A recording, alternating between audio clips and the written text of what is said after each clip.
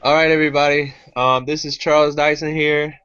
And unfortunately, this is not the type of hangout that we wanted to have, but it's extremely necessary that we come out and step out front as leaders and let you guys know exactly what's going on with the total takeover and what took place and how we got to the point where we are right now.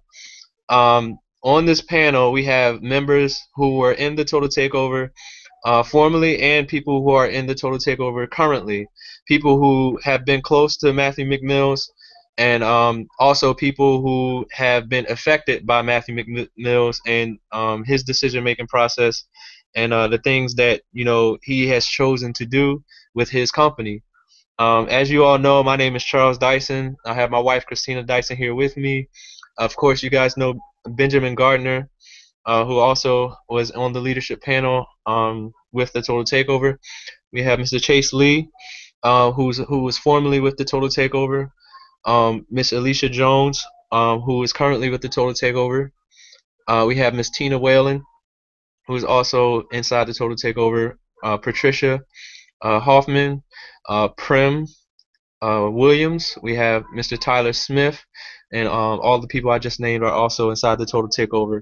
Um, but we're gonna start from front to the end, the whole story, how everything took place. We have absolutely nothing to hide. We have no reason to lie to anybody. There was no motive other than letting you all, the members, know the truth about the information that we have gathered about Matthew McMills and what we have learned about his character and what he has done and what he is planning on doing. And it's unfortunate. We're extremely sorry for anybody who was affected by anything that has taken place, but our main goal is for you to learn the truth. I'm gonna start with Miss Alicia Jones. She's gonna speak first. I'm gonna mute out, and basically, Miss Alicia Jones has known Matthew before the Total Takeover existed. She was with him previously, and she's gonna share her experience from the point when she met Mr. Matthew McMills all the way up to now. She won't. Nobody's gonna leave any stone unturned. There's no no withholding of information. Everything is 100% true. So I'm going to step to the back, and Miss Alicia Jones, you can go ahead and unmute. Thank you, Charles. Um, I met Matthew about 2.5 years ago, and it was during the whole MCA, when MCA was really new. Anyway, Matthew was doing trainings every Friday for free, and then he would sell different things like software and then different trainings by video. So I got involved with Matthew that way. And then Matthew was charging for personal coaching. So I started paying for personal coaching. And then Matthew opened up the Internet Guru University. And then he also opened up Team 30. And Team 30 was limited to 30 individuals. And with Team 30, we were supposed to pay $100 a month. And it was supposed to go for an entire year. The second month, Matthew told us that he was now increasing the fee to $200 a month. And then later on, he did increase it to $300 a month. But he was constantly canceling our classes, our trainings. And the trainings that we did have, for about 20 minutes, it would be nothing but music and just no real training. Then he would get us all excited about what he was going to teach us in the next training. And then he offered us about 5 minutes, 5 to 10 minutes of actual instruction. So that was how Team 30 went. And then he ended up canceling it after a few months. And he said it was because everybody was quitting. But everybody was quitting because he kept raising the amount we all had to pay a month. And while we were in Team 30, he wanted Team 30 to all join different companies under him. So, and if you didn't join a company, he would be inboxing you and not thinking you're really serious about making money. Maybe you're just not right for Team 30. So I joined Playboy Pure Energy. I joined the 2x2 Cash Cycler System. I joined several other companies, but he would get us all into those companies and then he would bail, leaving us, some of those, with auto shipments. So I ended up, and then with IGU, we paid for a yearly membership to get into IGU, which is, I had basically the same training that the Total Takeover did. He actually uses a lot of the same videos. And he kept promising that he was going to finish IGU because there are a lot of areas where he had bookmarks for more training. So he would do a partial training, and then there was no other video to go to elaborate on that training, to finish that training. So he ended up closing down IGU early, and he promised everybody that he was launching IGU 2, which was going to be better than IGU, the first IGU. So we all kind of waited around for that, and then he launched Total Takeover. And with Total Takeover, I've noticed, we're all locked out. He's changed the program several times, and that seems to be what he does. When he needs more money, then he finds a way to where we all have to come up with more money out of pocket to give to him to continue that training. And then he'll usually screenshot how much money he made that week. And I'm not sure if a lot of people put 2 and 2 together that it's their money. So not from the affiliate programs or anything else that he's doing. So that was my experience with Matthew McMills.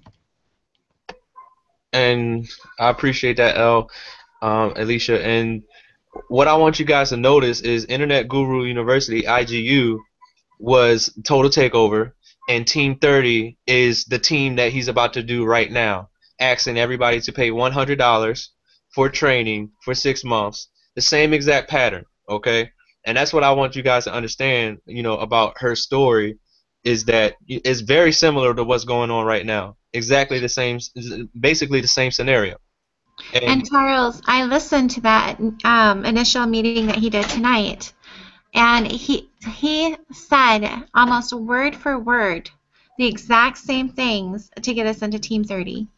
He always promises a trip for the top earners. He always says, come on down and, come visit me at my house, your family. He uses that word a lot. So it's the same, he has you close your eyes to do the visualization. It's the same thing. It's just over and over and over again with a new name. But the reason why we're doing this is so it doesn't keep happening. Myself, Christina, and Benjamin, along with everybody who just chose to come on this hangout, we don't like when people get hurt financially, and we're not going to keep sitting down, and we're not going to let this happen year after year after year for people to keep getting screwed over and over and over again by this individual. But I'm sorry, can I just chime in real quick, Charles? Go ahead, Tyler, go ahead. While we're here at the beginning, I want you guys to understand that we are people in this industry, okay? We're not just like some, mom's book club or anything, nothing against anybody who is into that kind of thing. We're not just a group of consumers who are disgruntled, okay? The people on this panel are people who were deeply involved with the Total Takeover and who worked very closely with Matthew McMills, who are on his leadership team and who make money in this industry. Okay, we are not just a group of people. We are people who have made very, very informed decisions and who have experienced these things firsthand. So I just wanted to throw that out there for everybody to know. But go ahead. Appreciate that, Tyler. Okay, Al, I know you have to I don't know if you're gonna hang out, but I know you had to go. But I appreciate you stepping forward. But from this point, I want to start where Total Takeover came into play. And I know Tyler, I know you came in at the beginning stages, and Chase, you came in at the beginning stages. So either one of you, if you want to take it from there, from your experience, coming into the Total Takeover when it first started in November of 2013. Yeah, I got you from there, bro. All right. So Pretty much I'll give everybody, my story and, how I even came to come on this live hangout because I wasn't, you know what I mean? Because I was very, very neutral at the time. But just so everybody know, 2 months ago, I actually left out of the Total Takeover because what happened was Matthew wanted to make a brand new system. So what happened was is that the system was supposed to launch on, I believe that it was, what was it, March? I think it was March the 1st, but it didn't come out until like a month after he said it was going to launch. But you see, the time that it was supposed to launch, Matthew actually disappeared. Like, no post, no nothing. Like, he just was ghost. He was gone. But if you look at his Facebook page, he's living life fine and dandy, right?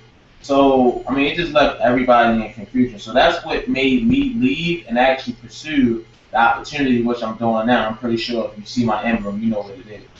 So, my beef with all of this is that, and first things first, there's a video out recording of a phone call with some very, very harsh words. Just so everybody know, I did not record that video. I did not upload that video. I had nothing to do with that video being put out. But see, Hey Chase, let me say that. Let me say something real quick while you touched on that. That video that we just put in the group, there was actually a fourth caller on that group, and that fourth caller is the one who recorded that call, not Chase, And not us. and not me and Christina either. We actually didn't even know the call was being recorded. No, we didn't know nobody else was on. There was a fourth caller. So anyway, go ahead, Chase. so what happened was is that I got an inbox from Matthew talking about, oh yeah, I knew that you recorded me. You made your bid. Now you should lay in it. You know what I mean? Now this isn't surprising because I mean I just literally heard this man go off on Christina, who is a woman. I'm talking about like flat out go off, profanity and everything. So it wasn't surprising, but I mean I wasn't gonna jump on here, but it's like now I gotta tell you guys. So pretty much this is how I feel about the Total Takeover. When I first came into the Total Takeover, okay, this is what it promised me. It promised me rank in first page of Google. It promised me you're gonna make more money with the information on the inside than recruiting, okay? And I was like, plus it has a residual income plan. So I mean, everybody knows that residual income holds the company together. So before we even jump into the fact of this, now that we don't have a residual income, now that we're going to $100 one time for a whole year, what do we really have, okay? What are we really talking about? So basically, you guys are buying into a company of used videos that are dated. You're paying $100 for it, no residual income. Is it 50% commissions? Or is it 100% commission? 50% commission. 50% commission. So people are gonna pay $100 and you're gonna get $50. So you wanna know what happened? Matthew said this. He said that he's going into debt. Okay, he's taking a loss by allowing people to get residual income. That's why he made the switch. Guys, if anybody knows, if you've been in this company for some time, you understand that when you pay your monthly residual, you're not paying a company, you're paying your sponsor personally. Okay? Every time I had to give a refund, I had to give a refund out of my pocket because you know what? My downline was paying me personally. So what are you really paying? Where is this loss coming from? Where is this $25,000 loss coming from? You see what I'm saying? It's facts that's not being light shed on. Okay? It's just too many gray areas. Now, guys, who's really making money in the Total Takeover? Like I'm gonna be so real. Who's really going out here getting it like that with this information, okay? Matthew said it himself on the recording. Less than 10% of people was making money recruiting. Didn't he promise you that you was going to make more money with the information? Who was making money with this information and why are you paying $100 for it? Okay? So now that you understand what the Total Takeover is and why this company is going to die, I don't think this company is going to make it past the end of the year. Honestly. So what's going to happen is that since Matthew took such a loss, he's going to get everybody that's brainwashed to pay that money, pay that $100. Check this though. So what happened to the people? And you can refer back to the recording if you want to, know what's going on. What's going to happen to the people who just recently paid the $50 and now they got to pay another $100? Well, they got to pay.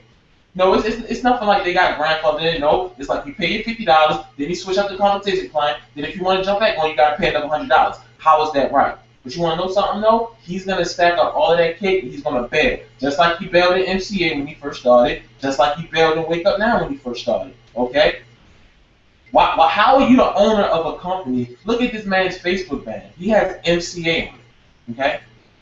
How is that even possible if you're the CEO of a company? You don't see Kirby Cochran with Vima. You don't see that.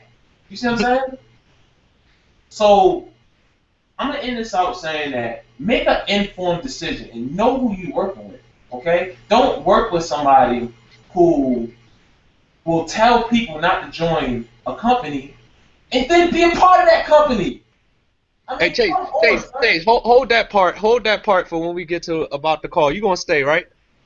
Yeah, I got you. Yeah, stay. Hold that part when we get to about the call that we just released in the group. But hey, Tyler, I'm gonna bring you to the front, and you can say your piece about your experience when you first joined the Total Takeover, and then from there, me, Christina, Ben will take it from January on, and then I'll bring everybody else to the front. All right. Well, thanks, and thanks for putting this together. It really is unfortunate that we're all here, and I'm not gonna lie. I've been promoting the Total Takeover since November of last year, and I really wanted this company to work out. I really fully believed in Matthew McMills and his vision and everything like that, or I guess Matthew Manny Renteria or whatever the hell his name might actually be. So my big thing was when I got in the Total Takeover toward the end of December. Okay, I came in the Total Takeover and I do what I always do. I position myself as a leader. I start just grinding and working my butt off and start bringing people in. And granted, the training, like what Chase says is true and what Alicia said is true. I still think that some of the training in the Total Takeover is valid in some respects, but that's only if you're like a really a newbie, a real new person to internet marketing and the industry in general. So, well, I'm not going to bash on the content too much, even though it is regurgitated content from other places. What happened with me was at the end of December, Matthew McMills made a post about he's going to charge people $500, and he's going to guarantee that they get their first local business video marketing client.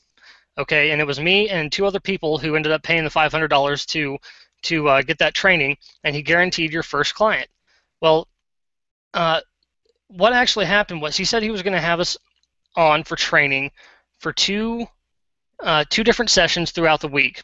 One was going to be a training session for 1 hour personally, and the other training for the other hour of the week was going to be a group hangout and group training.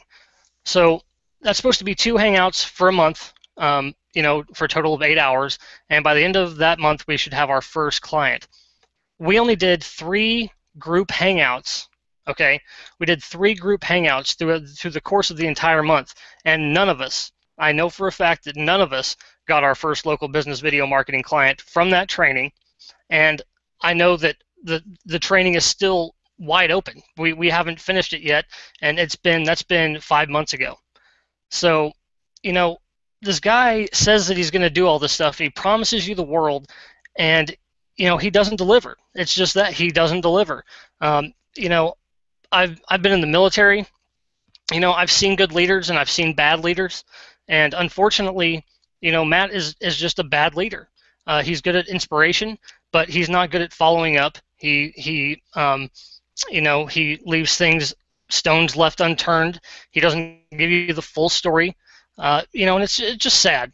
It's just sad. And I wanted this company to work out more than anybody, but I just can't deal with it. In the last few months, I just completely stepped back and I said to myself, I'm going to see what happens with this. Once the new site was going to come out, and it was supposed to be the greatest thing that nobody's ever seen before, and blah blah blah, and to me it just flopped. just flopped. I planned to drive paid traffic, cold traffic to this awesome new lead magnet landing page, and I saw the landing page, and I was like, I can't drive cold traffic to this.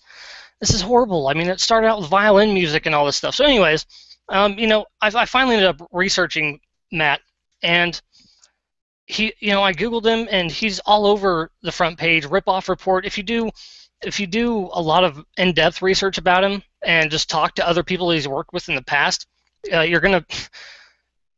his reputation's not a good one. That's all I'm gonna say. His reputation's not a good one, and I recommend working with him. And if I already told everybody else, but if you're on my team, the Total Takeover, and you want to continue with the Total Takeover, then go ahead and do that. I'm not going to be a part of it anymore, but just be sure you get your payments to me canceled through PayPal, and continue on or don't continue on, and I'm going to leave it at that. So, you guys go ahead and do what you got to do from there.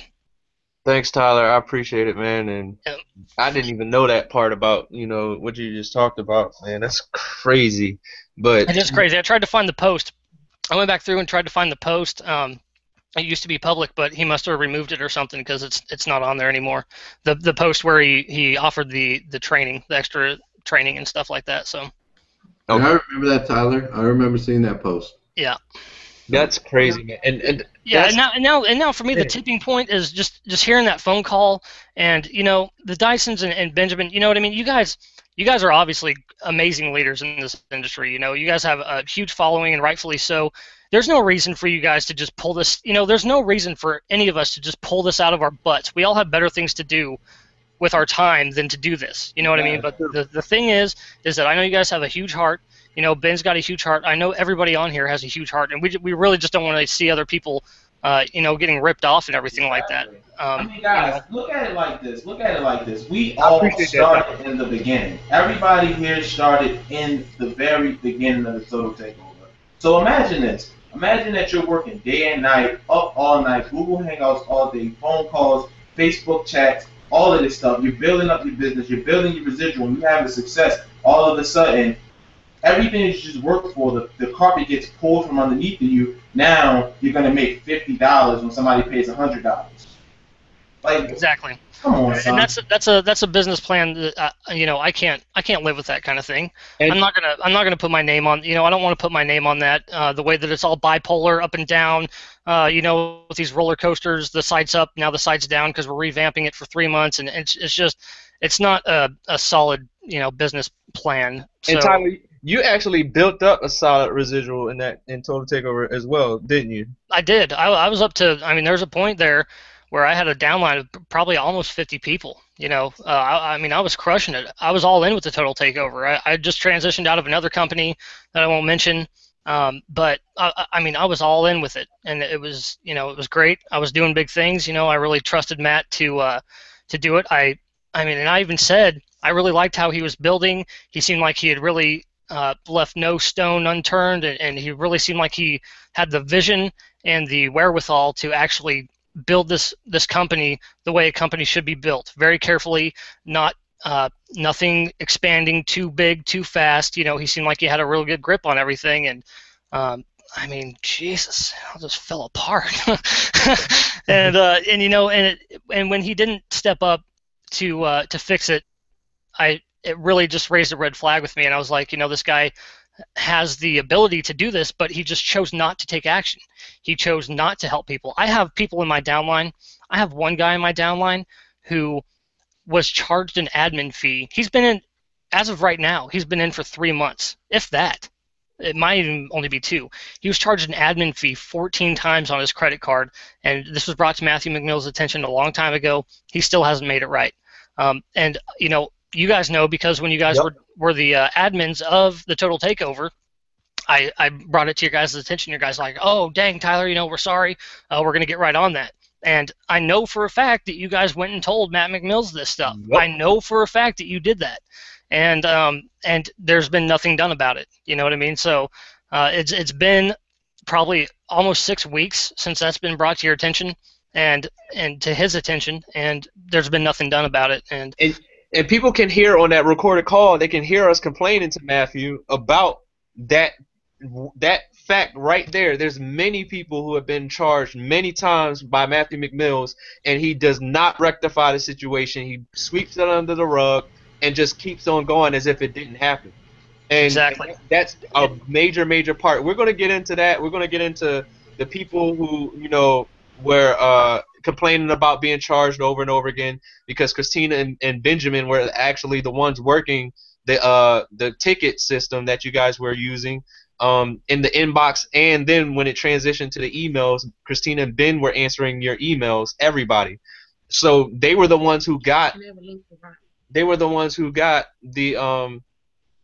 those emails. But I'll get into, the side deals that Matthew tried to cut with us. I'm going to get into all that stuff, so you guys just stay tuned. But I really want to bring everybody to the front, so I'm going to bring Patricia Hoffman to the front right now, and she'll be able to say her piece. Patricia, you there? You can unmute. Yeah, I'm here, Charles. I would say I've been here since November doing Total Takeover, and I was satisfied. I mean, I didn't have any issues or anything like that. Well, how do I put it? I had a sponsor, and he left, and he's in another company, but he was friends with Matt, and he's the one that got me in. And he would go to Matt and get my issues fixed. Well, the site was down several times, and I was locked out for like 3 weeks at a time, and I never got any kind of, I'm sorry you're locked out, anything like that. And I just blew it off. I was like, okay, it's a new company, no big deal. So the following months go on. Well, when he switched to the new company, when First Data got in there, I had all my information on that, and I got charged twice. Well, immediately after I figured out actually probably that hour that I figured it out on my credit card statement, I contacted Matt. I put a screenshot in his account, and I put a screenshot in Christina's account. Christina said, I'll take care of it, and I had no problem with this because I know she contacted it, because that was the only contact I got with my account that day. You know what I'm saying? And he never answered me back. He never said he was going to give me a refund, nothing. I mean, my bank called him personally, like the same day that it happened, that it came out. I canceled everything. I went to my bank. My bank's fraud department called his cell phone, and I was sitting in the office on a three-way, called his cell phone. He never picked up. She left a message. He never called him back, because I talked to the lady. And we'll continue on. Next couple months is I got invited to do this training for the 6 months for success. So I got on there to do that. Well, in the group, he said he refunded everybody their money. Well, immediately, because I'm always on the computer, I pulled up my bank account. Well, lo and behold, I'm charged, but I'm not credited. So I screenshot everything again, and I send it to him. And I send it in the group. I said, hey, here's the withdrawal. I hadn't got a deposit. Well, no, you got deposited, Thursday. And I'm like, no, I didn't get anything. And the story got changed 3 times. I have the screenshots of everything, of the whole conversation, of where it got twisted and changed. And I got bitched at. Sorry for my language. I got bitched at. I'm sorry. It's my money. I earned it. It doesn't matter how little or how small it is. It's still somebody else's money. And, I never said anything bad. I never put anything on my wall. If I ever talk to anybody, I inbox them. You know what I'm saying? I don't bash people on my wall. You just don't do that. It's not professional. And, I was just done. And whenever I got bitched at today, for asking for my money, that's the first time in 3 months that I got addressed on the first $50 that I was owed, that I was overcharged with. Yes, I am owed $150 right now, and I have proof, and I have screenshots. If anybody asks, I have proof. I have receipts, I have proof, I have screenshots, and I'm pretty much with that. And Charles, you can have it.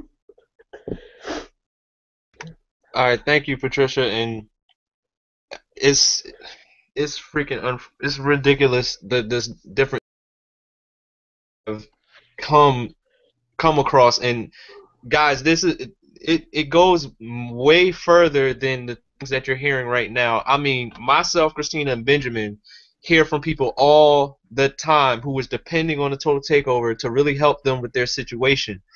People who are in dire straits. And like I said, I'm gonna get into that, but we actually have a special guest. Christina reached out to this gentleman. His name is Rodney Walker.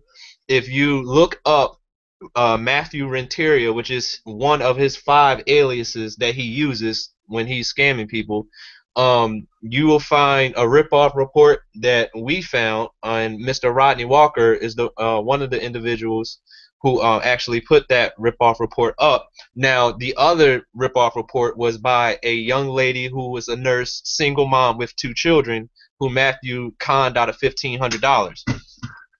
We couldn't find her. There's five ripoff reports in 5 different states, but we couldn't find the other people. But we were able to get in contact with Rodney Walker, and I want to welcome him. Even though he really doesn't have any idea what's going on with the Total Takeover, he has dealt with Matthew McMills in the past, and we just want you guys to get the character picture of the individual that we've all been following.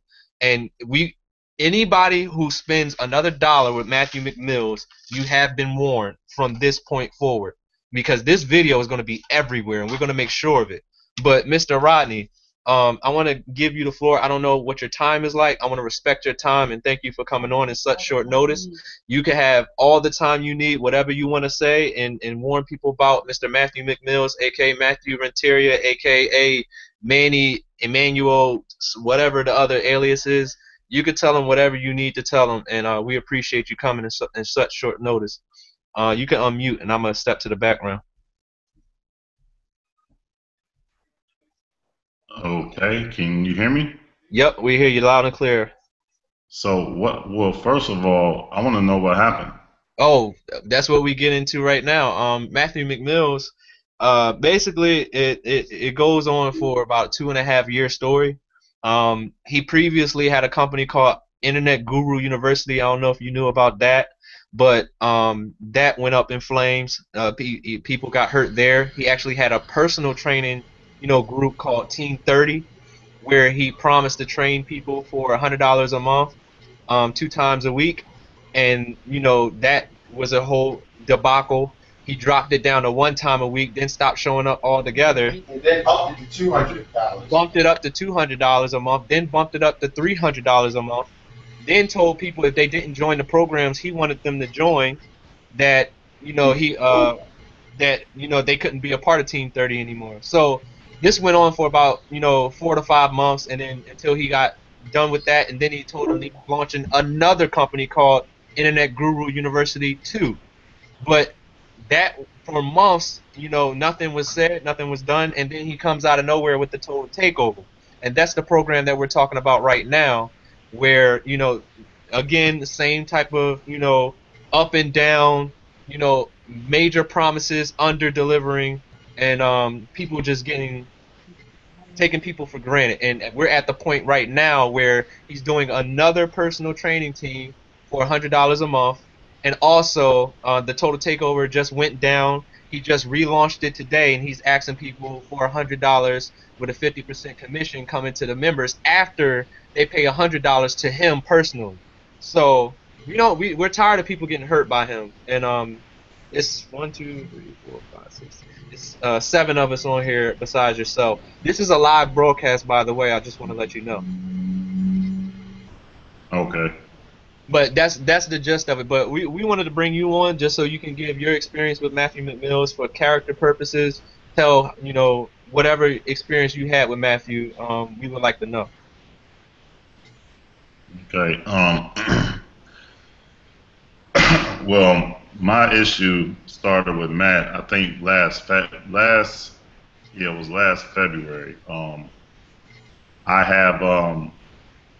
I had designed a website for Motor Club of America, which was pretty much like the best website out there at the time.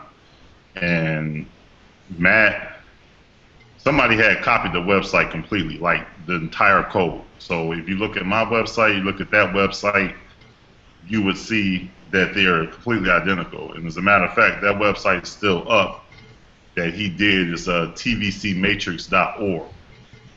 Okay, so when I did some research and I found out who did it, Matt, I reached out to the person because I just found out who did it basically. And Matt tried to say that he outsourced the work to somebody in India. And so, like, if he basically was talking about it was just copying of the code, but common sense would tell you, like, if it was just copying of the code, Matt's no dummy. Why would he outsource the work all the way to India? It just made no sense. But anyway, bottom line is he stole my website completely to run his MCA business. So from, just hearing about Matt previously, like he was supposed to be some top trainer and all that, this was kind of like when I was new kind of to the whole business. And, I put it out there on YouTube that this dude stole my website and you should not be doing business with him because you just don't do something like that. I mean, a picture here or there, yeah, whatever, but to copy the entire code and just paste it on another domain, you don't do that to nobody, especially after I worked for months to build it. Right. And so basically after I pretty much put it out there on YouTube, what he had did, Matt just went on and started talking all this crap or whatever. And he tried to, he stole my website, and then he tried to extort $15,000 from me. Wow. Wow. He tried to extort $15,000 from me because I have a criminal record from over 13 years ago, which was the last time I was ever in any type of trouble. Some I was innocent of, but I pled, no context to it because I didn't want to, no contest to it because I didn't want to go to court and take no risk. But Matt said that he was going to go ahead and put that information out there to the world, and he did. He created a YouTube video. He was talking about, this is what happened to me. This is who I am. This is that person. And so he put that video out there, and he said that if the only way he was going to take down the video from YouTube is if I sent him $15,000. Wow. Now the whole time Matt was talking on a voice, some type of voice over box, some type of voice box where you can hide your voice. It makes you sound like, really deep and stuff, kind of like my voice. As we all know, Matt's voice is very, like a girl's basically. Yeah. So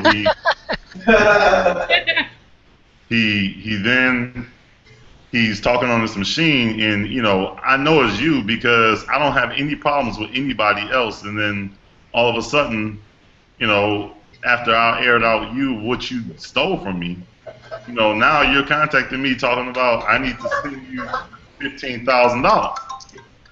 And so I said, okay, I acted like I was gonna do it, and I'm following along with him, to just kind of act like I'm gonna, do it or whatever. So I ended up calling the police where I live, and I explained to them what's going on. This went on over a 2-day basis. So he's constantly calling, what, are you ready to do this? Are you ready to send the money? You need to mail the money to this house. It needs to be in all cash, all blah, blah, blah. And so this idiot he's even doing this while the police are in my house. So the police are sitting right next to me, and they're listening to him on the phone talking to me. Well, but I'm getting ahead. Before that happened, before the police actually came to my house to file a report, another person in MCA, I'm not going to say any names, who's well known, who also works for the government, okay? This person took the audio clip, because I was recording Matt. I was recording everything Matt was doing. I was recording him with my computer. And so he took that clip, and he did whatever he did with some type of, computers or whatever. He was able to remove the voice box that Matt was using. So then when you take off the voice thing that Matt was using, it was Matt's voice. It was Matt.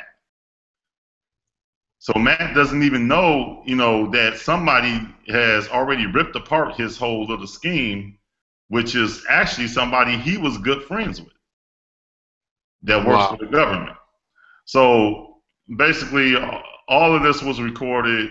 The police I called the police. The police came, and a police report was filed, and I dealt with that for a few months, and it took a while to get to the prosecuting attorney's office. Matt ended up leaving the video up, and I'm like really stressing out about this situation, but at the end of the day, no matter how evil you are, you will never win. And I think he left that video up on YouTube from like February to May of 2013.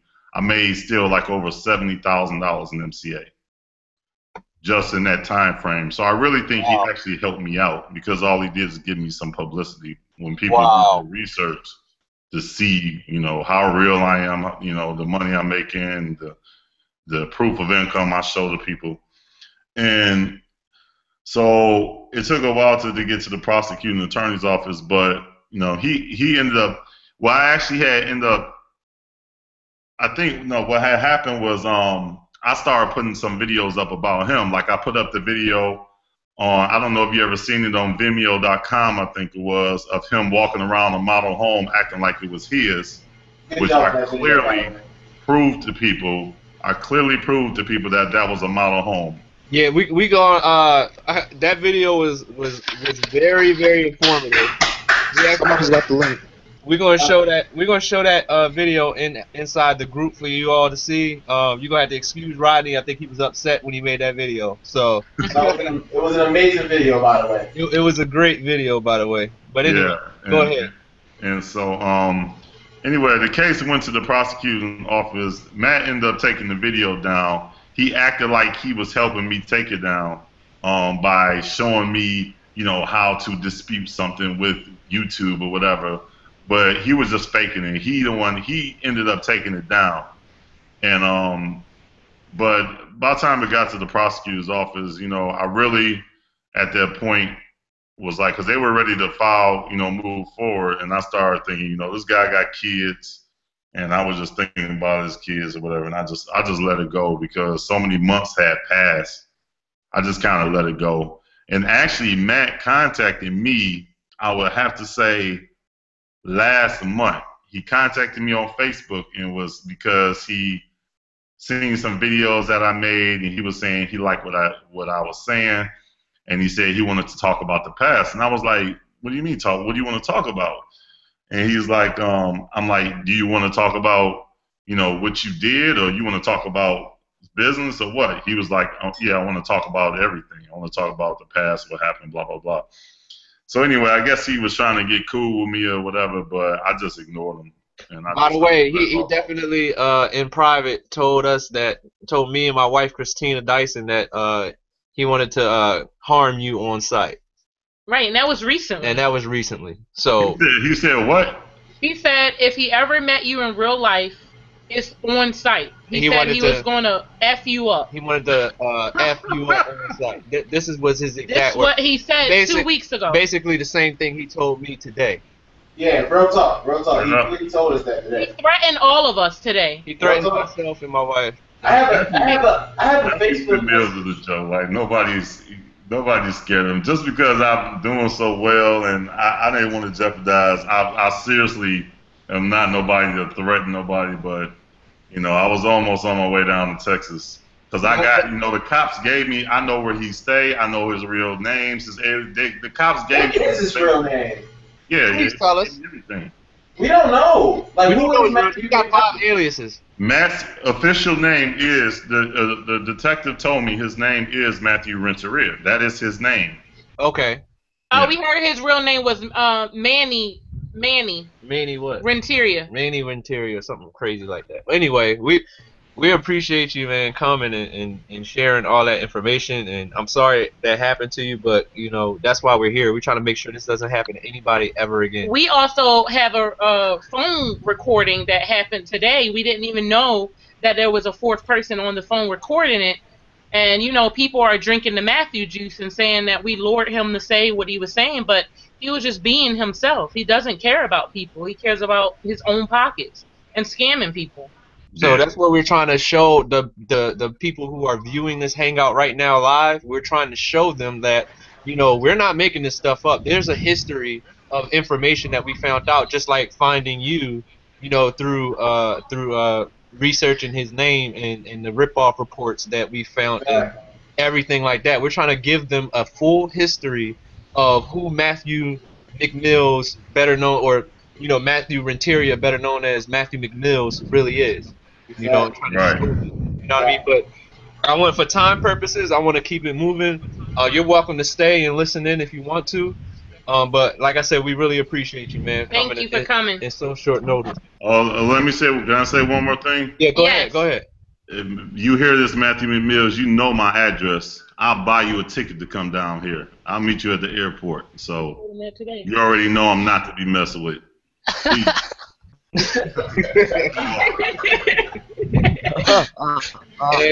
that is a mic drop. Or do me another favor and make another video so I can rack up another 200,000 next year. He just made a video on us today, so we're not worried. Maybe they'll help us too. Hopefully that'll help us as well. But we're not worried about anything he can say. The character assassination that he tries to do, it doesn't work. He threatened us today and said, "I can end y'all with one post. I can end your whole brand with one post." And people understand what me and my wife and Benjamin Gardner stand for. They understand, what we do for people. And they know, that we're real people. And he could talk all that internet gangster stuff, but it doesn't phase. He was so different today. It was so shocking. I actually thought he was possessed. I thought he was on medication. Exactly. That's what he do. He will, hey guys, I'm the man. I'll help you. Blah blah blah.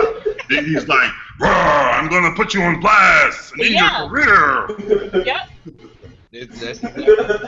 That's exactly what he did today. I thought it was somebody else. But I want to respect everybody's time. I know it's late over here on the East Coast, but I really appreciate you, Rodney. We really appreciate you, man. Thank you. Man. Thank you. All right, so thanks, Rodney. There you have it. That's more, character assessment for you all to see that there's real people out here who really had some dealings with Matthew way before the Total Takeover that know his character. You know what I mean? And so we're gonna keep going. William, if you want to come on, I can let you go ahead and go, and then I can, get into me, Christina, and Benjamin, and what took place from January to today. You want to go ahead, William? Yeah, I'll keep it real brief because I haven't been in the Total Takeover as long as most of you guys have been in. I've been in since about January. And when I first came in, I noticed a few things that were a little bit off-key, but, I didn't really question much about it. I kind of just followed through with it and promoted it with the quickness. I just, got a lot of the people that I knew were struggling in network marketing. I kind of brought them into the Total Takeover. Benjamin was one of the first people to put me on and teach me all about it. But after being with the company for a while, I started to notice a few things that just didn't really make much sense or just didn't really add up. Like one of the first few things I noticed was like a lot of the training that was on there was, it was either stuff that, other people have already created, and he kind of like put his own spin on it, and then, had contracts where he was trying to get people to sign them to, secure his interest in the company, which I thought was a little bit odd because I never really dealt with a network marketing company that required you to file contracts or anything like that. And personally, I didn't really read into the contract. Kind of just signed it and did my own thing. But after looking into it, the contract's bogus. I mean, I wouldn't really take it too seriously. But that's besides the point. You're referring to the non-disclosure agreement, right? Right. That's what I'm responding to. I mean, like you can't really put ownership on knowledge. I mean, once you tell somebody something, that's it. Like, you can't really put that in a box. You know what I'm saying? You can't put that in a box. I'm someone who's real big on internet marketing tools. Like, if you know me, I'm always checking out new things and stuff like that. And I started to notice a pretty interesting pattern when it came to the tools with the Total Takeover. For example, Matt would talk about how, this Facebook tool's coming out, this Twitter tool's coming out, we got the YouTube tool and all these different tools, and I began noticing something, that a lot of these tools that are out are literally the exact same thing as other tools that are already out here. Like the YouTube tool, I recently just deleted it on my laptop. If I can't even really find it, hang on for a second. Let me see if I can find this damn thing. Let me find what the name of that tool was. That YouTube tool that he's got on there. YouTube Assistant.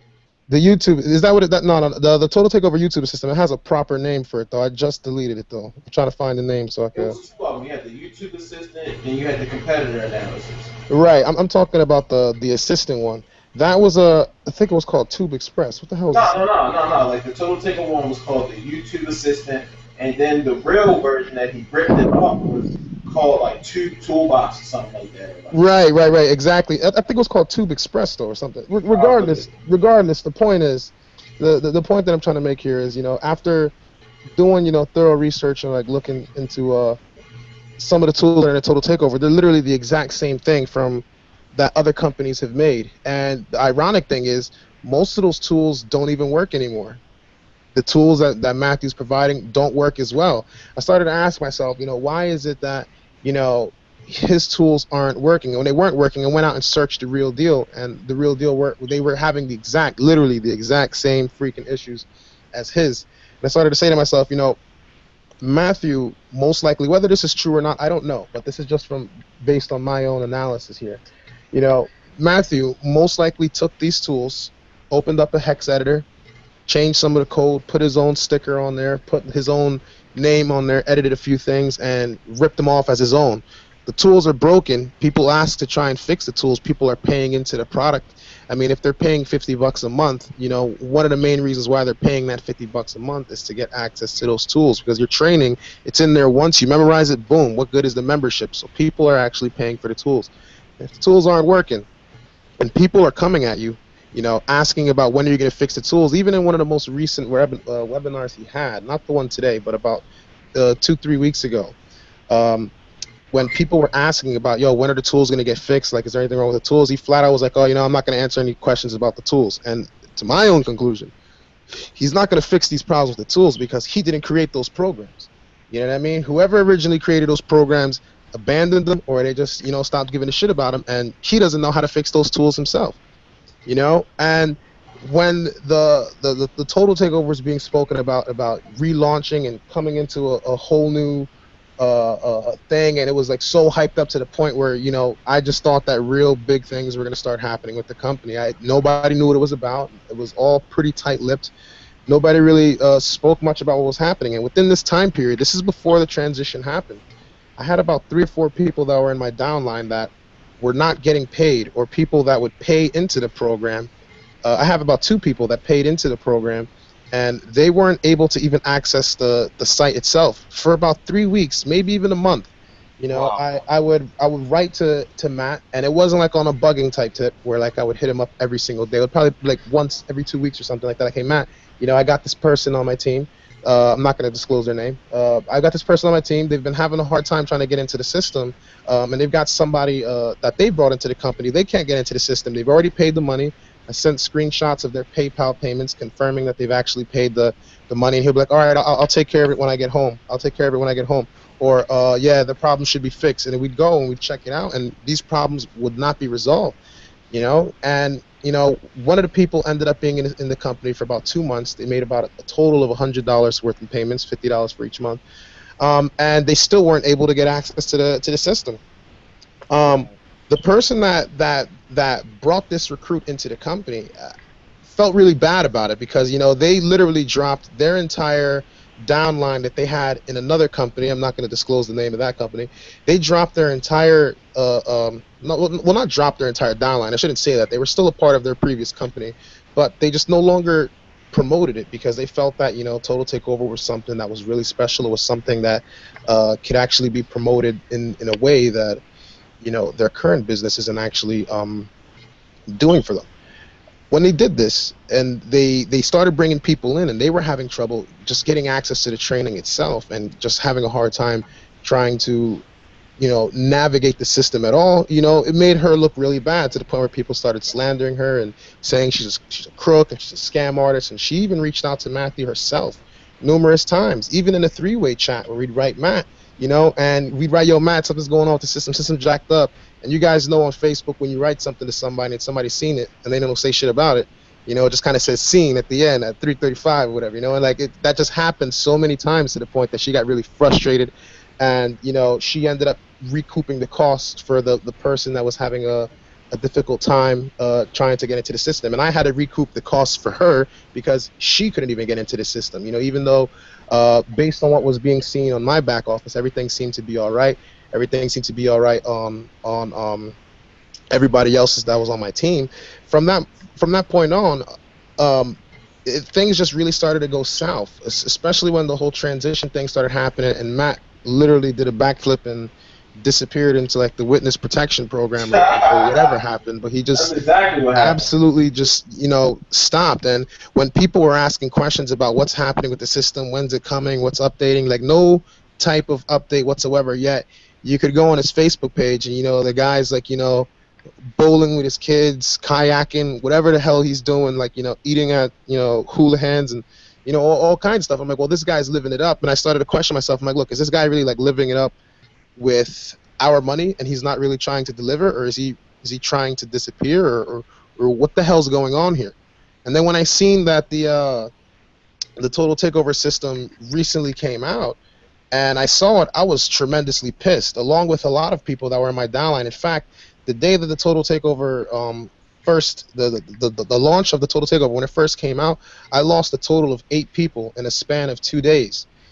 Just because of the system alone. The system that was supposed to be brought out, which was supposed to be like, the next big thing, wasn't really anything special at all. Like, you can go onto Google right now and type in a system called the lead capture page system. This is the exact same system that the Total Takeover is backed off on. If you want to create your own Total Takeover system, you can purchase this damn thing, install it on your system, and you're good to go. $997 one time, and you've got your own version of the Total Takeover system. And this is nothing new. For the people that are heavy hitters in network marketing and people that have taken their marketing systems to the next level, they already know about this. I'm pretty sure, there's people, in fact, there are people, definitely, in Wake Up Now that use this same system to support their back office, people in Instant Rewards, people in MCA. A lot of people use this exact same system. So for me to come and see this, that's kind of like where I put the nail in the coffin. I kind of just said, you know what? With whatever's left of my downline, I'm kind of just going to hang on to it and just, if anybody's got questions, I'm going to kind of just like, try and answer them as best I can. Or I even sent some of them to Ben, which I kind of felt bad about because like if I couldn't handle the problem, I can only imagine how Ben was going to handle it. So I kind of just like put my hands in the air and waited. And day by day, they just started dropping like flies. People would be like, hey, man, I paid, but I can't get into the system. Hey, man, I paid, I can't get into the system. This old guy, Frank Hillers, joins my team. And he was charged twice. This guy's like, he's on retirement, didn't really have much cash, he was strapped for cash, and I was trying to tell him all the training that I knew, verbatim, like over the phone, trying to explain to him all the different things he can do to get started, and he just couldn't even access the new system. Like, he completely got locked out. He was so pissed off, he didn't even respond to me. He kind of just canceled his membership and disappeared, and won't even speak a word to me, and I don't blame him, because I'm pretty sure he thinks that like I scammed him, which isn't the case, and because I can't get answers from it, and nobody can really get any answers to it, like I kind of end up looking like the jackass with egg on my face.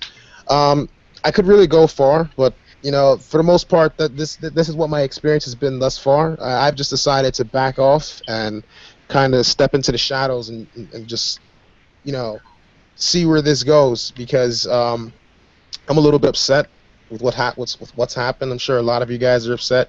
I came in very enthusiastic. I even that I was in before. Ben knows the story. I literally dropped a company that I was in before and gave everything that I've got into Total Takeover, only to be really let down and disappointed. And after doing a little bit of due diligence, I feel that I've made the right decision. Well, if you guys that are watching this and you're in the Total Takeover and you feel that it's it's a great gig. I say go for it. If that's what floats your boat, go for it. But just we can't say that we haven't said our piece or we haven't explained ourselves. I mean, with seeing how the company has changed completely in such a way where most people were depending on Total Takeover specifically as a primary source of income. At one point, there was a time where Total Takeover was the only source of income that I had, and I was doing pretty damn good until all these ridiculous changes started happening. All these tools started dropping out. They just stopped working, and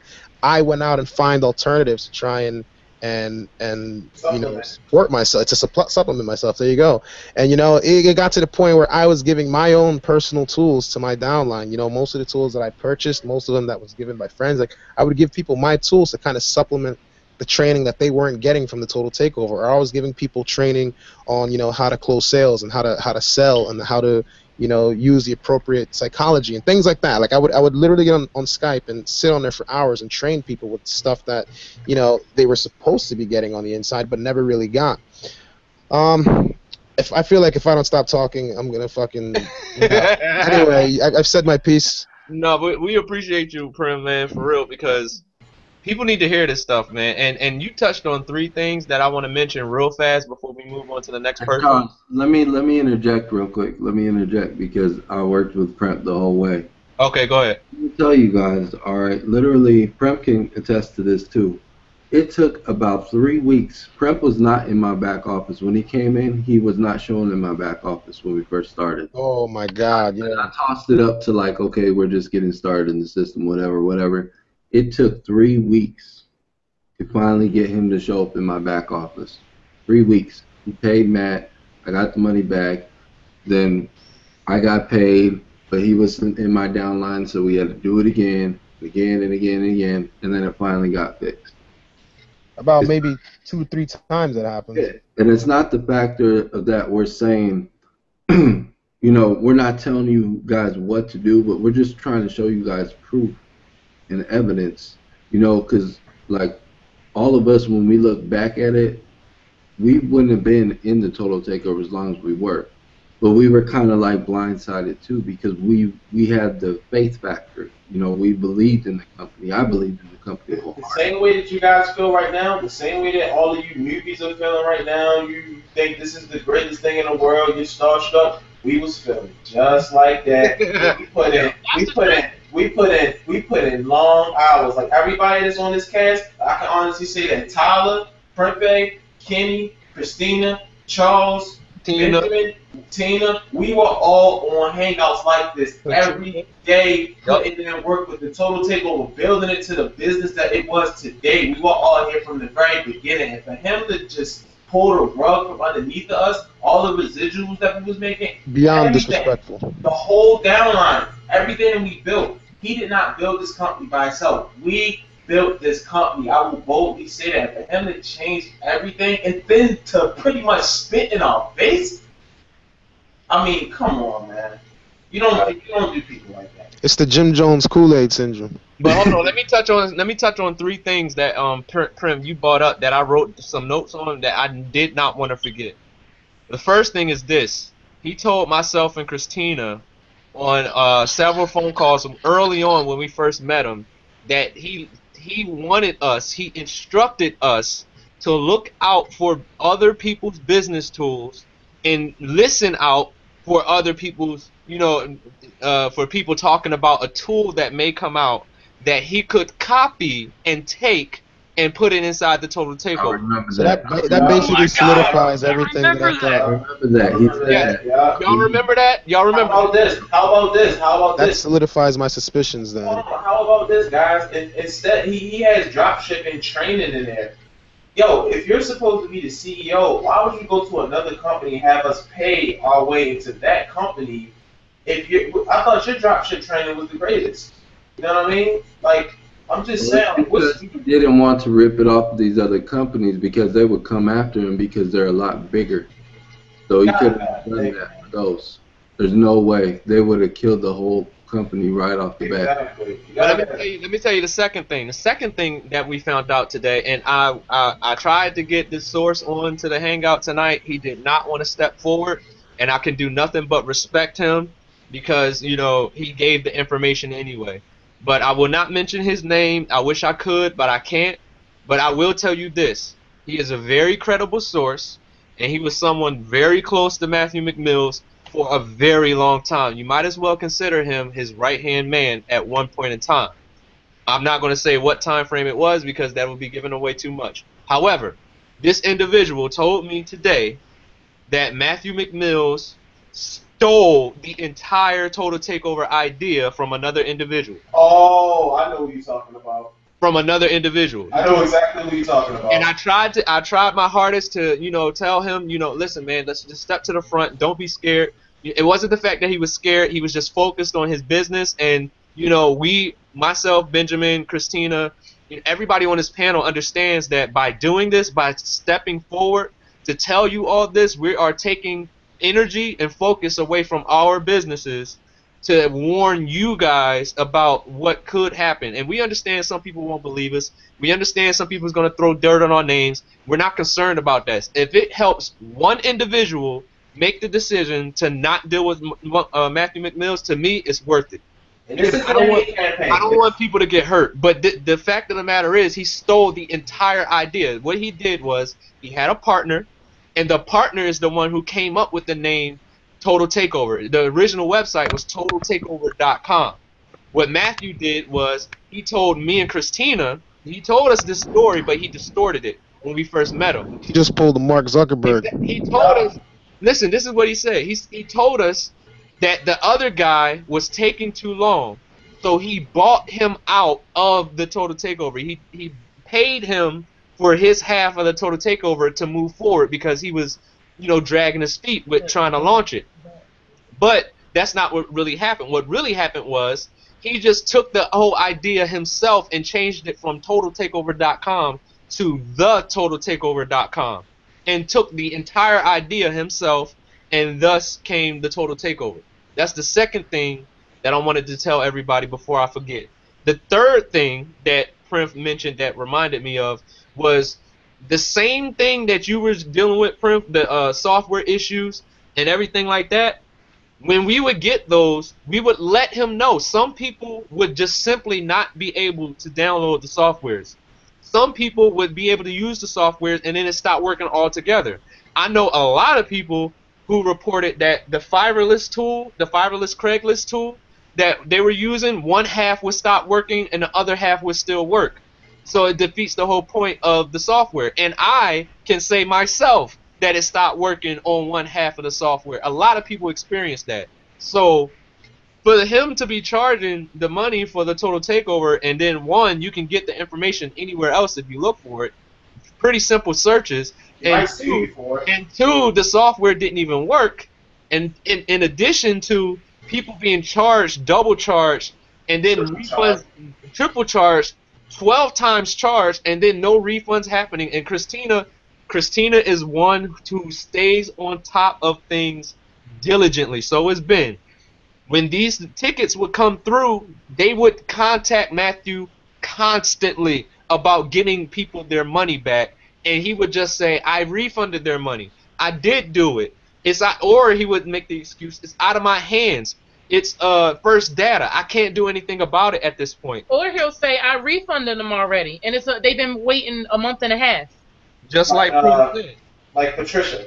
Yeah, just like Patricia. So these things definitely were happening, and you guys need to understand that it was not just a couple people, and Ben can attest to this. It was a lot of emails concerning these issues. But let me keep going. I just wanted to mention those three things. I'm going to bring Tina to the front. I forgot about Tina. I apologize. Tina, I want to give you a chance to say what you need to say. And then I'm going to go into January when myself and Christina got into the Total Takeover up until what happened today to cause us to finally make this decision, to come forward and let everybody know what's really going on. So, Tina, go ahead. You can unmute, Tina. Are you there, Tina? I think Tina's having issues. All right, so we'll come back to Tina. I'm gonna bring Kenny. Kenny, what's up, Kenny? You can unmute. Hey. What's going on, brother? I wanted to give you an opportunity to come on. I didn't know you were gonna be here, but I'm glad you're here. We really haven't talked previously, but I want to know what you feel about everything that's taking place. I don't know if you know everything, but from what your experience has been, you could just go ahead and you got the floor. Yeah, I've pretty much been here the whole hangout. I'm just starstruck. I can't believe what's going on right now. I really believed in the total takeover and Matthew McMills with all the value that we had, but I also realized that there was issues with the softwares, like everybody's saying, and I always his his other alias Matthew whatever it was, Manny Renteria or whatever it was. But yeah, I just didn't really think about that too much, and I just really believed in the system. Right. And I actually had a good team, a good downline, and ever since he started changing stuff, I started losing people, and then PayPal was telling me that I couldn't accept payments from it anymore, and so I had to get First Data. So what I did is I got First Data, and I've actually had experience with First Data. I've had to cancel First Data before from another company that I was with, and I actually had to pay like $300 just to get that canceled. Oh my and gosh. yeah, and this time I'm gonna have to pay again. Oh my God. Because now I'm over here stuck with the bill because of how he's changing the system again. And I recently just paid, and now we don't have access to the system. So I'm just like, I feel bad for all the people that did pay too. They just paid, Yeah. and now they ain't got access. Yeah.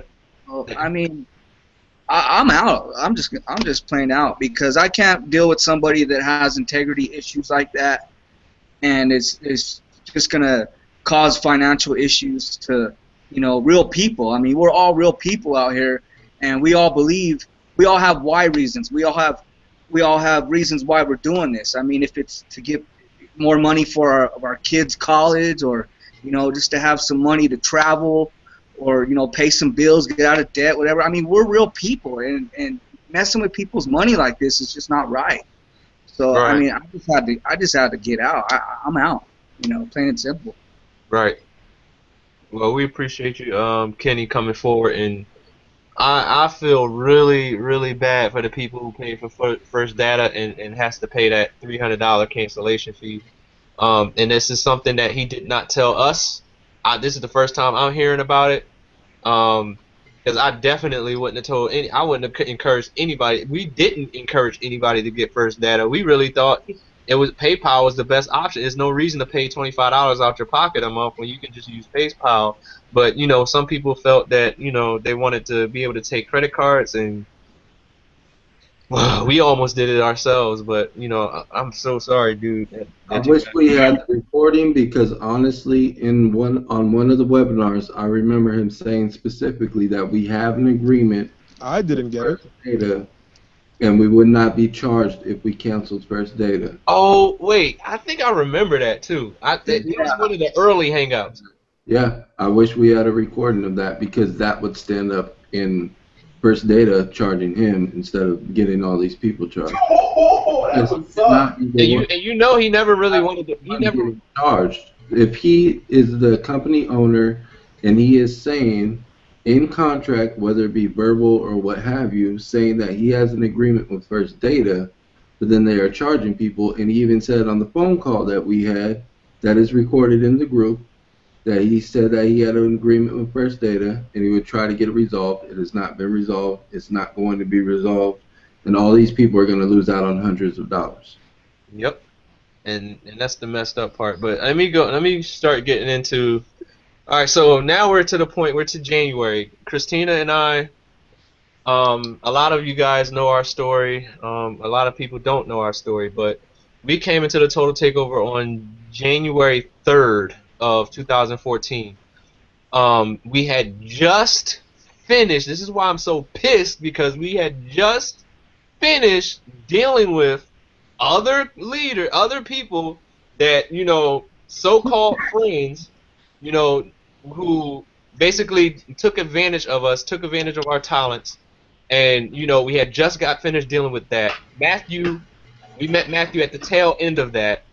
And Matthew pretty much supported us through the whole situation. We saw his program, we liked it, and we joined. And we drank the Kool-Aid. We believed in it. We believed that the training really could make a difference, and we really believed in putting people into this program, give them an opportunity to learn a different way to make money, rather than recruiting for a network marketing company. So we got in, and it was at a time when Christina was sick, and a lot of people know this story. You can find it on my YouTube page, but I want to get to the meat. But anyway, we went on to make some great money with the Total Takeover. Within the first 2 weeks of us meeting Matthew, he asked us to be admins of the previous Facebook page, the first Facebook page, when it was the old system. We said sure. We would love to help. Build a culture in your Facebook group. We believe in the company. We like it, and we would be happy to serve. So we became admins in a Facebook group, and we began to try to encourage people and be a light in the group, and really push people to be positive and go out and change their life with the Total Takeover. But we of course thought it was weird that Matthew didn't want to promote people that he had already built relationships with, that he'd known for a while, to come to the front and really step up and be leaders in his group. And he would pick two people that he just met 2 weeks ago to have a leadership role in his company, which is what Alicia, the first person who spoke, said. He likes to get new people who don't know how he is. So, even though it was weird, we stepped up because we liked the program and we believed in it. So then, about a month and a half later, we started meeting people like Tyler and Prim and Patricia and Kenny, everybody here, Tina and Benjamin, Davian, and a lot of other people, a lot of other leaders, Brittany, inside this company, and really built some great relationships and friendships with everybody who, like Chase was said, we would have late nights where we would be talking about different strategies and bouncing ideas off each other. Benjamin helped me and Christina a lot. Chase helped me and Christina a lot. Tyler helped me and Christina a lot. And, we shared our expertise, and, we helped each other. But anyway, moving on along, only about a month and a half after that, Matthew approached us and said, hey, I really would like to bring you guys on as my corporate team for the Total Takeover. These are the plans I have. This is what my vision is. This is what I'm planning on doing, and I want you guys to be a part of it. I'm a people watcher, is what he told us. I watch people, and I know I can identify talent very quickly. And now we know that the reason why he chose Christina and I, and he chose Benjamin to be, at the forefront of his company, is because we had already spent time building a brand, building, a reputation of having high character, high integrity, and really doing the right thing. Patsy. Huh? But he needed a good patsy. Yeah, he needed somebody to be in the front who would be well received by people and trusted, and that's why he picked me, Benjamin, and Christina. But the kicker is, he told us that we would have a contract. I want to let you guys know right now, nothing we did inside the Total Takeover corporate, as a corporate team, we didn't get paid for 1 ounce of work. 1 ounce of it. We didn't get paid for anything. We did this basically for free. We did this for free. And it wasn't supposed to be that way. We're supposed to have contracts. Matthew promised myself, Christina, and Benjamin to be on payroll for $5,000 a month per person residually once we got to 8,000 members. Okay? Now, that was the agreement. The contract was never drafted. We got to work strictly off the fact that we trusted him. He told us we were family. He loved us. You know, he's always going to look out for us. We want to meet up. Let's take a trip together, or you could come to Texas and we'll do all this fun stuff. I'll rent a yacht and we'll go on a boat. We can take our families to Disney World and all the things that he just told you guys tonight. The same exact things. It's like he's reading from a script. All right, so this is what he told us. We did this strictly off of trust that he would get the contract done by his quote-unquote lawyers. Okay, so time went on, and you guys know what happened with April. We decided to do, you know, the hangouts and everything, you know, day by day, and basically at that time, our total takeover business and everything else we were doing got put on the back burner. We let everything go, and Benjamin can attest to this. His residuals left, you know, because for whatever reason, our residuals left, and the money that we were making from actually using the tools and the training went out the window because we were busy helping you guys. We wanted to be there for you guys and make sure that you got the things that you needed to get taken care of so we could build a great company and a strong culture, a very good culture, which we did. I believe myself, Benjamin, and Christina stepped up to the plate and helped shape the total takeover along with you guys, you know, along with the people. We made this a family by the way that we behaved and the way. But as time went on, we started to notice things and we found out more information. Myself and Christina was approached by Matthew McMills at one point and offered $2,000. Okay, go ahead, tell him. Well, he came to us one day and out of nowhere, and he was like, "I love you guys. How about this? Send me $2,000 and I'll make you your own software." And we had heard from somebody a while back. I think it was Rodney, actually. We had saw like something on Google one day, and we even confronted Matt about it. And he had this big old speech prepared, I guess, and we believed in him and we trusted him. So we just let it go. We didn't judge him at all, no matter what we saw, like most of the people are doing now. No matter what you saw on Google, rip-off report or anything, we just believed him because that's the persona that he has. He has this persona like, you can trust me, I love you, I'm your friend, and that's what most cons do. They play on your emotions. Yep. So we trusted him, and Rodney basically was saying, don't give this man your money. He will try to get money out of you somehow, some way. Do not give this man your money. So he asked us for $2,000. He said, send it to me. I'm going to make y'all your own software. And I'm going to tell people how great it is, and everybody listens to me. When I tell people to do something, they do it. So he said, I'm going to tell everybody to buy this great software, and you guys are going to make a quick $30K.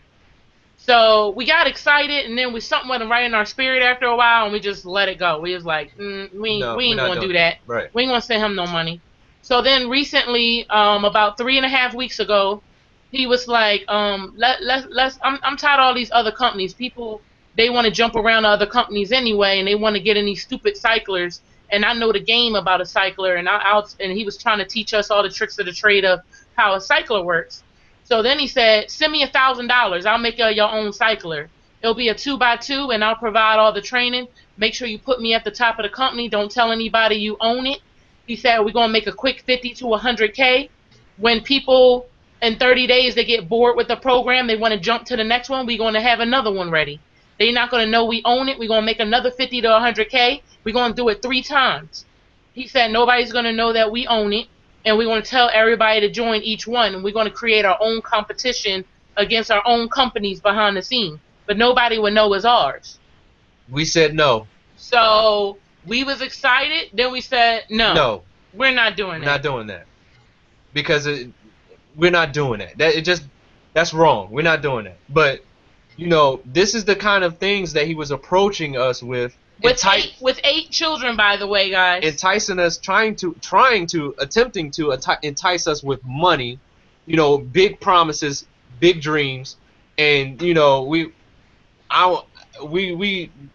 not about that. But we're not about that. At this time, he owed us $50 because the system, in some weird way, all of a sudden, all the payments in the whole company was going to Matthew. And he was taking a sweet old time to fix it. And this was when the new system first launched. Yeah, and one of my sign-ups, the money went to him, and she said, I really don't even want to begin training until you get paid. So I waited 1 month for $50 from Matthew that he was supposed to return. So how can I believe that, you know, I can trust you with money? We have to trust you like you have to be able to trust us. And we have shown and proved went above and beyond that he can trust us and that we're true friends to him and loyal to him. And he owed Benjamin $20. Before the new system even launched, he would ask Ben, you know, can you use your cards? We can test some credit card payments from different cards. Let's do $10 admin fees or whatever. Just drink the Kool-Aid. Don't worry about it. Just drink the Kool-Aid. It's all good. Ben did it twice, and it took him a month and a half to PayPal Ben $20. So how are we going to believe that you're going to really pay us $5,000 a month and not have to wait 1 month or a month and a half for $50? And then we got a whole slew of members, and you're taking your sweet time. They waiting a month and a half, 3 weeks, 2 weeks for $60, $120, $150. It just wasn't right. Now that I think about it, it wasn't a priority to him. Now that I think about it, I don't think one refund complaint we got ever got resolved. Not one of them. Not one refund complaint ever got resolved by Matthew McMills. And you know what we need to do is we need to have these people go ahead and we need to contact them and let them know. They don't want to get on, but they're watching. Get on. I'll inform them what they can do to help us out. All right, cool. So we'll contact those people. But the fact of the matter is, this is an individual who puts proof. You can go to his page right now and scroll while you're listening to us. This is an individual who posts, I just made $5,000 this week. I just made $7,000 this week. I just made X amount of dollars this week. If you're spending your time recruiting for other companies, you're wasting your time. You need to be doing a total takeover. This is that individual. I'm going to meet with doing a business meeting with someone who's going to teach me how to make $500,000 this year. You know, boss move and things of that nature. But this is the same individual who's calling people, trying to get them to pay him thousands of dollars, can't make refund payments when something's wrong in the system, and takes a month to return $50 and then another 6 weeks to return $20 to two of his leaders. The same individual. And now he's going to be collecting everybody in the company's money of $100. And you have to trust that he's going to pay you $50 every Friday from your recruiting. And this is the same person who created the same system that was taking everybody's sign-ups, and that money was going to him for the course of a week. And nobody got that money back. And let me speak on that too. Let me speak on that because the reason we found out is because I knew this back system, guys and girls. I knew the system, and that's why Matt brought me on. That was one of the reasons, because I already knew about LCPS. I already knew it was built on that and everything else, and I knew how to run the system. And I was actually the one that found that out, and I brought it to Charles and Christina's attention, and we brought it to Matt's attention. And we informed them about it, and we had to go in there and manually change everybody. It took us like 8 to 9 hours straight to fix everybody's account. And who knows, we could have missed some of the accounts, but they were all going to admin. Every last one of them. So people were missing out on a lot of that. A lot of that. Yeah, actually, Charles, I did, because that was when we first got into the back office. Yeah. And I told you guys, and I was like, yeah, something's wrong. Like, everybody says admin. What is going on? And then we fixed it. We took the whole database and we went through the whole thing and changed it. Yeah, and all this talk about this is what I need people to understand about the downlines. This is another thing I wanted to address. The downline issue to me, Christina, and Benjamin about. He said, listen, guys, we have to get people serious about the total takeover. You know, all this, you know, joining the total takeover and then somebody letting their payment go and they just keep their downline and they don't pay for 2 weeks and then they, you know, decide they want to keep doing the total takeover and then put the $50 in. We need to stop that. So what do you guys suggest?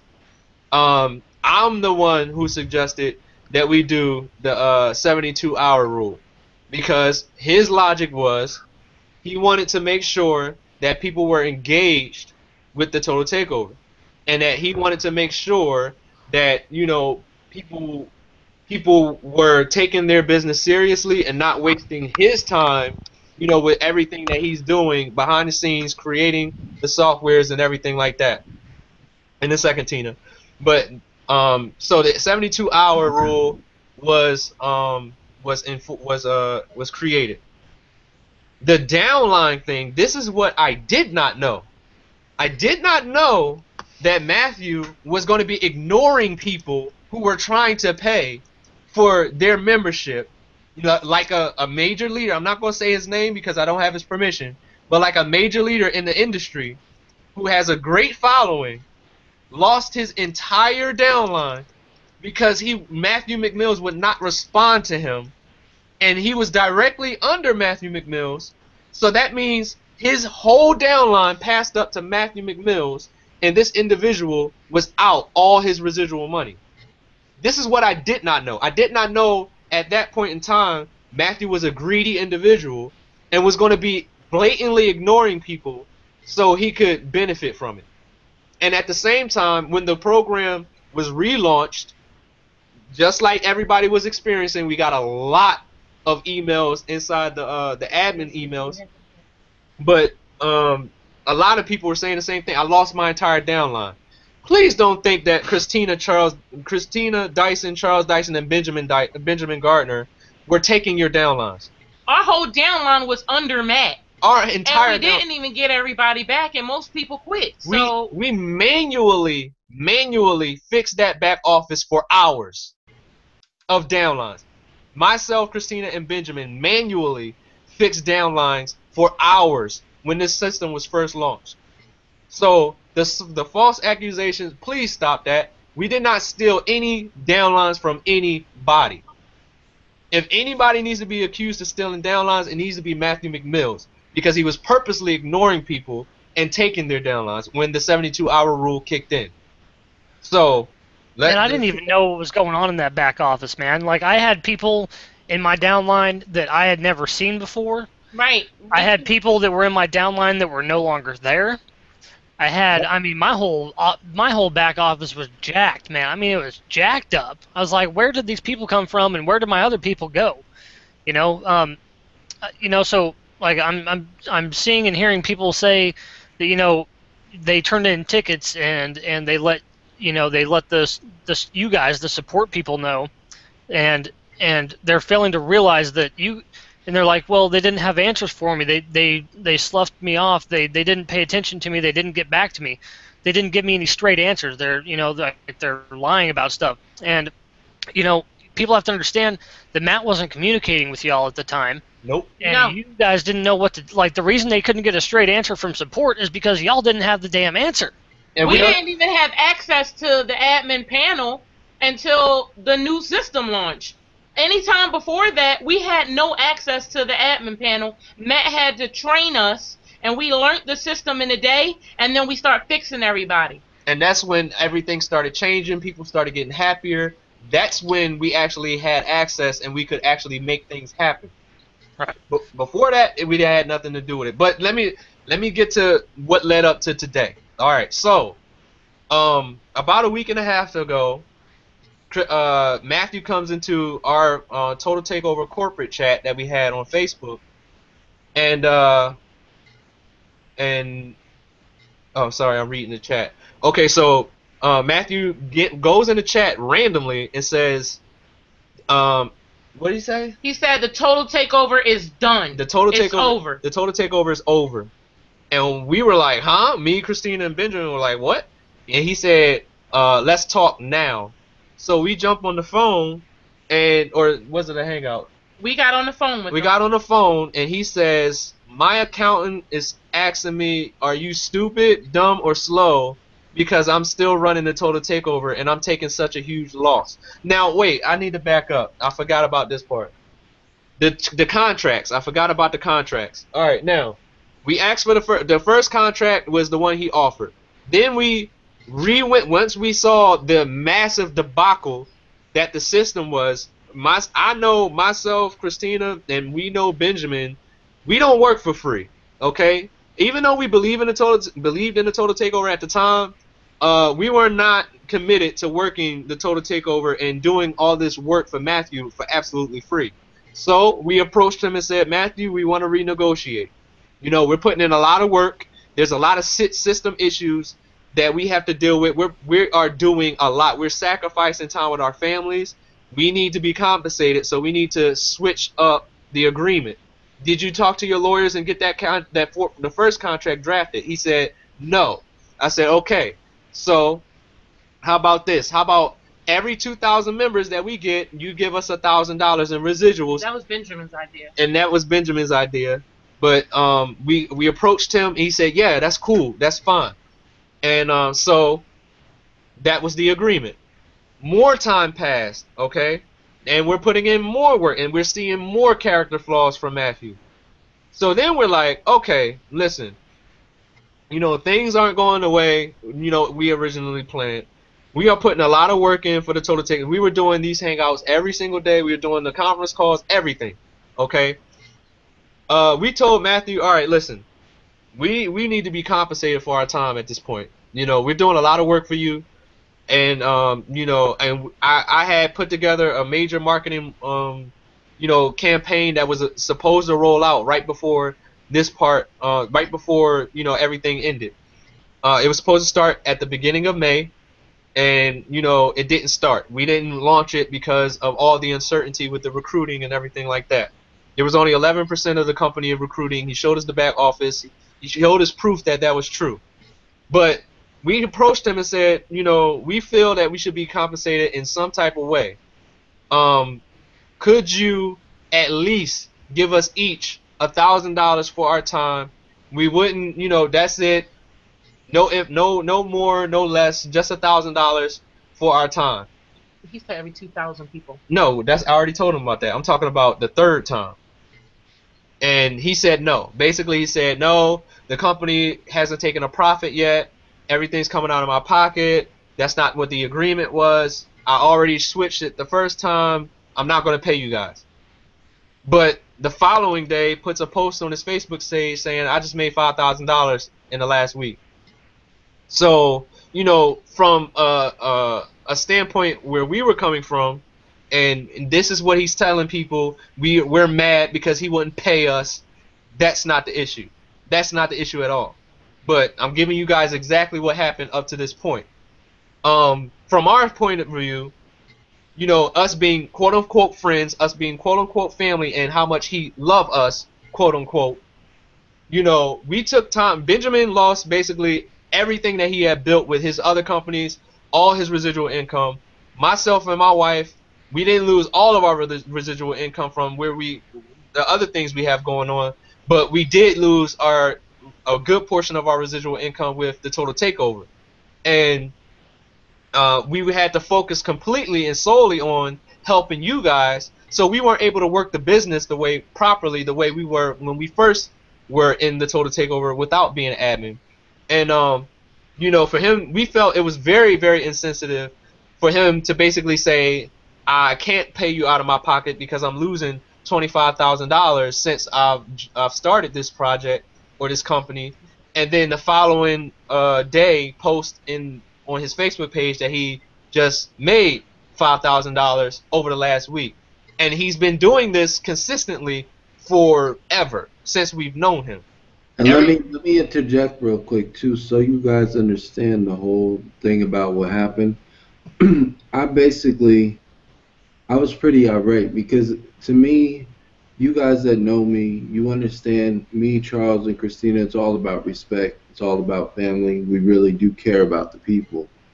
But when he showed his side and basically told us, like, I'm not paying you guys anything, what I can do is put you guys in a business with me and me at the top. Yep. Mm-hmm. That was an indication to where it's like, okay, you are here for yourself. You are not here for us, because I explained to him my whole situation and how I gave up on everything else, lost out thousands of dollars because I put in all this time and work for the total takeover because I believed in it. But he basically told us, no, I'm not going to pay you guys. But then that post that Charles is talking about, he had the audacity. He didn't tag anybody else except me, Charles, and Christina on the post of the $5,000. That's all I have to say. Yep, and this is exactly how he said. He said when what Benjamin means is he said how I can pay you guys is we can all go into a program. I'll put you guys will be under me, and we'll tell the total takeover people to join it under us. He basically said, guys, we have influence over people. When I tell people to do something, they do it. If I say join something, they'll join it.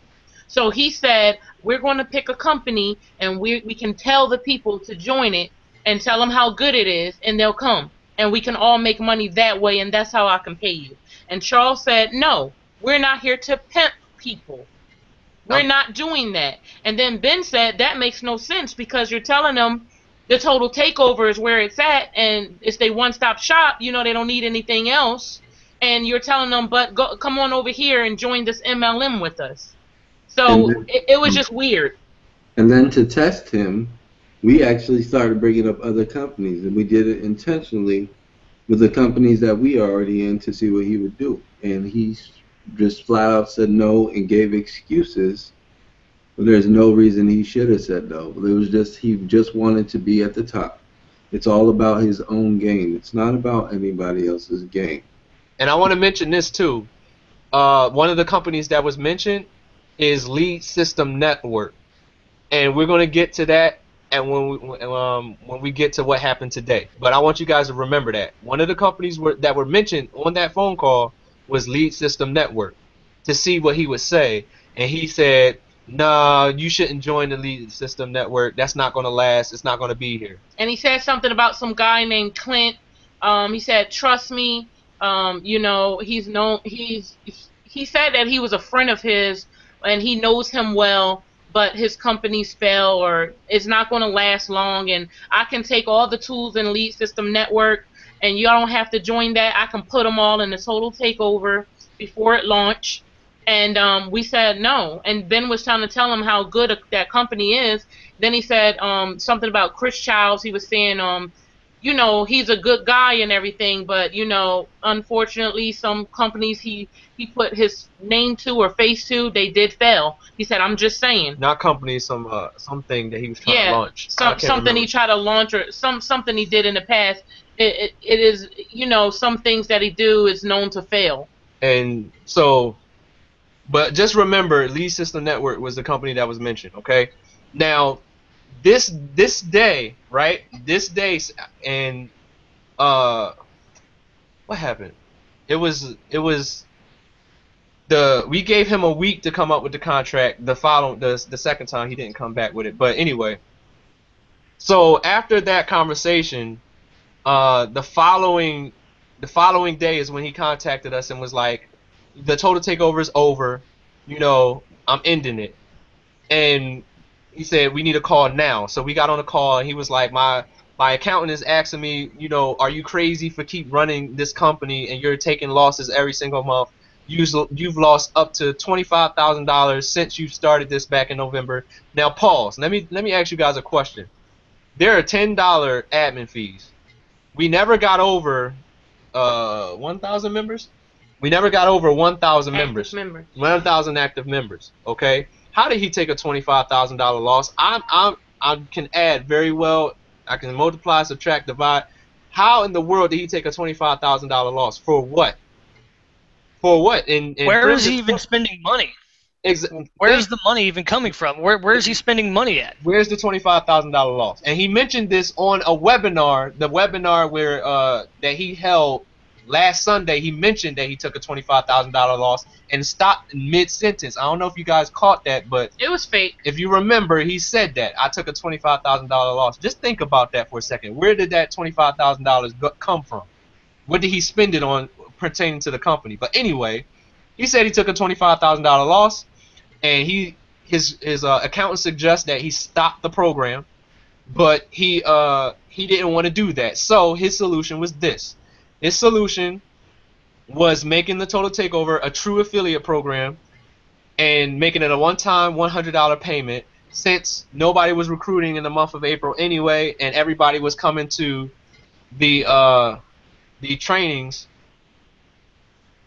You was okay, Tina. Mention that when you talk. But anyway, he was saying that everybody was coming to the trainings during the month of April, but nobody was coming to the opportunity webinars. And people who did come to the opportunity webinars, there were basically no recruits there. So he said 11% of the company was recruiting, everybody else wasn't. So he needed to get the company growing, or he needed to change the company to keep it open. Okay? Now, me putting my business hat on and trying to understand where he was coming from, not evaluating what he just said about $25,000 loss, I'm thinking, okay, as an owner, if I was in his position, I understand what he's saying, but my first responsibility, I think our first priority is to the people. So I said, okay, I see what you're saying, and I agree. If you change it to a one-time $100 payment, that will help people financially. It's a one-time payment. However, Christina said, why don't you give the people until June 1st before you make that change? And I said, what are you going to do about the people who have already paid in the month of May? He said, well, I can't wait till June 1st. We need to do this as soon as possible. So let's do this on the 15th. And this conversation happened last Saturday. Okay. So, he said, let's wait until the 15th. And, now let's do this on the 15th. And so we said, well, what are we going to do about the people? People have just paid. That's not fair. He rushed, fast talked. Oh, we'll take care of that. Don't worry about it. Don't worry about it. I'll make sure everybody's taken care of. Okay. It's your company. What are we supposed to do? You need to keep the doors open. Fine. Then go ahead. If that's the best course of action you can take, fine. But, consider this. Benjamin brought this up. What about the residuals? Because, mind you, Benjamin had a good residual. I had a good residual. There's a lot of people who really built the Total Takeover who had over $1,000 residual from this company. And we asked, like, are you taking that into consideration? And just like he mentioned on the call today that we recorded and put in the group, he said, I can't base the entire company off of the few people who built up, those residuals. And me personally, I don't think that was fair. I don't think that was fair. An adequate answer. Something else needed to be come up with. But this is his company. He wanted to keep the doors open. Fine. Well, anyway, after that, he said he would no longer have a need for a corporate group, a corporate team. At this point in time, everything was smooth. Everything was fine. He told us he would no longer have a need for a corporate team. I forgot the biggest part, the rip-off report part. Remember he mentioned that? Yeah. He said, you know what? I know my company is good. I know my software and my training is good. People need it. And if they want to be in the Total Takeover, then they have to pay the $100 again on May 15th. And if they got a problem with it, they could just put me on ripoffreport.com. Though that's what he said about when we brought up the issue about people, being hurt financially and struggling, because we're hearing from these type of stories, myself, Christina, and Ben. That was his response.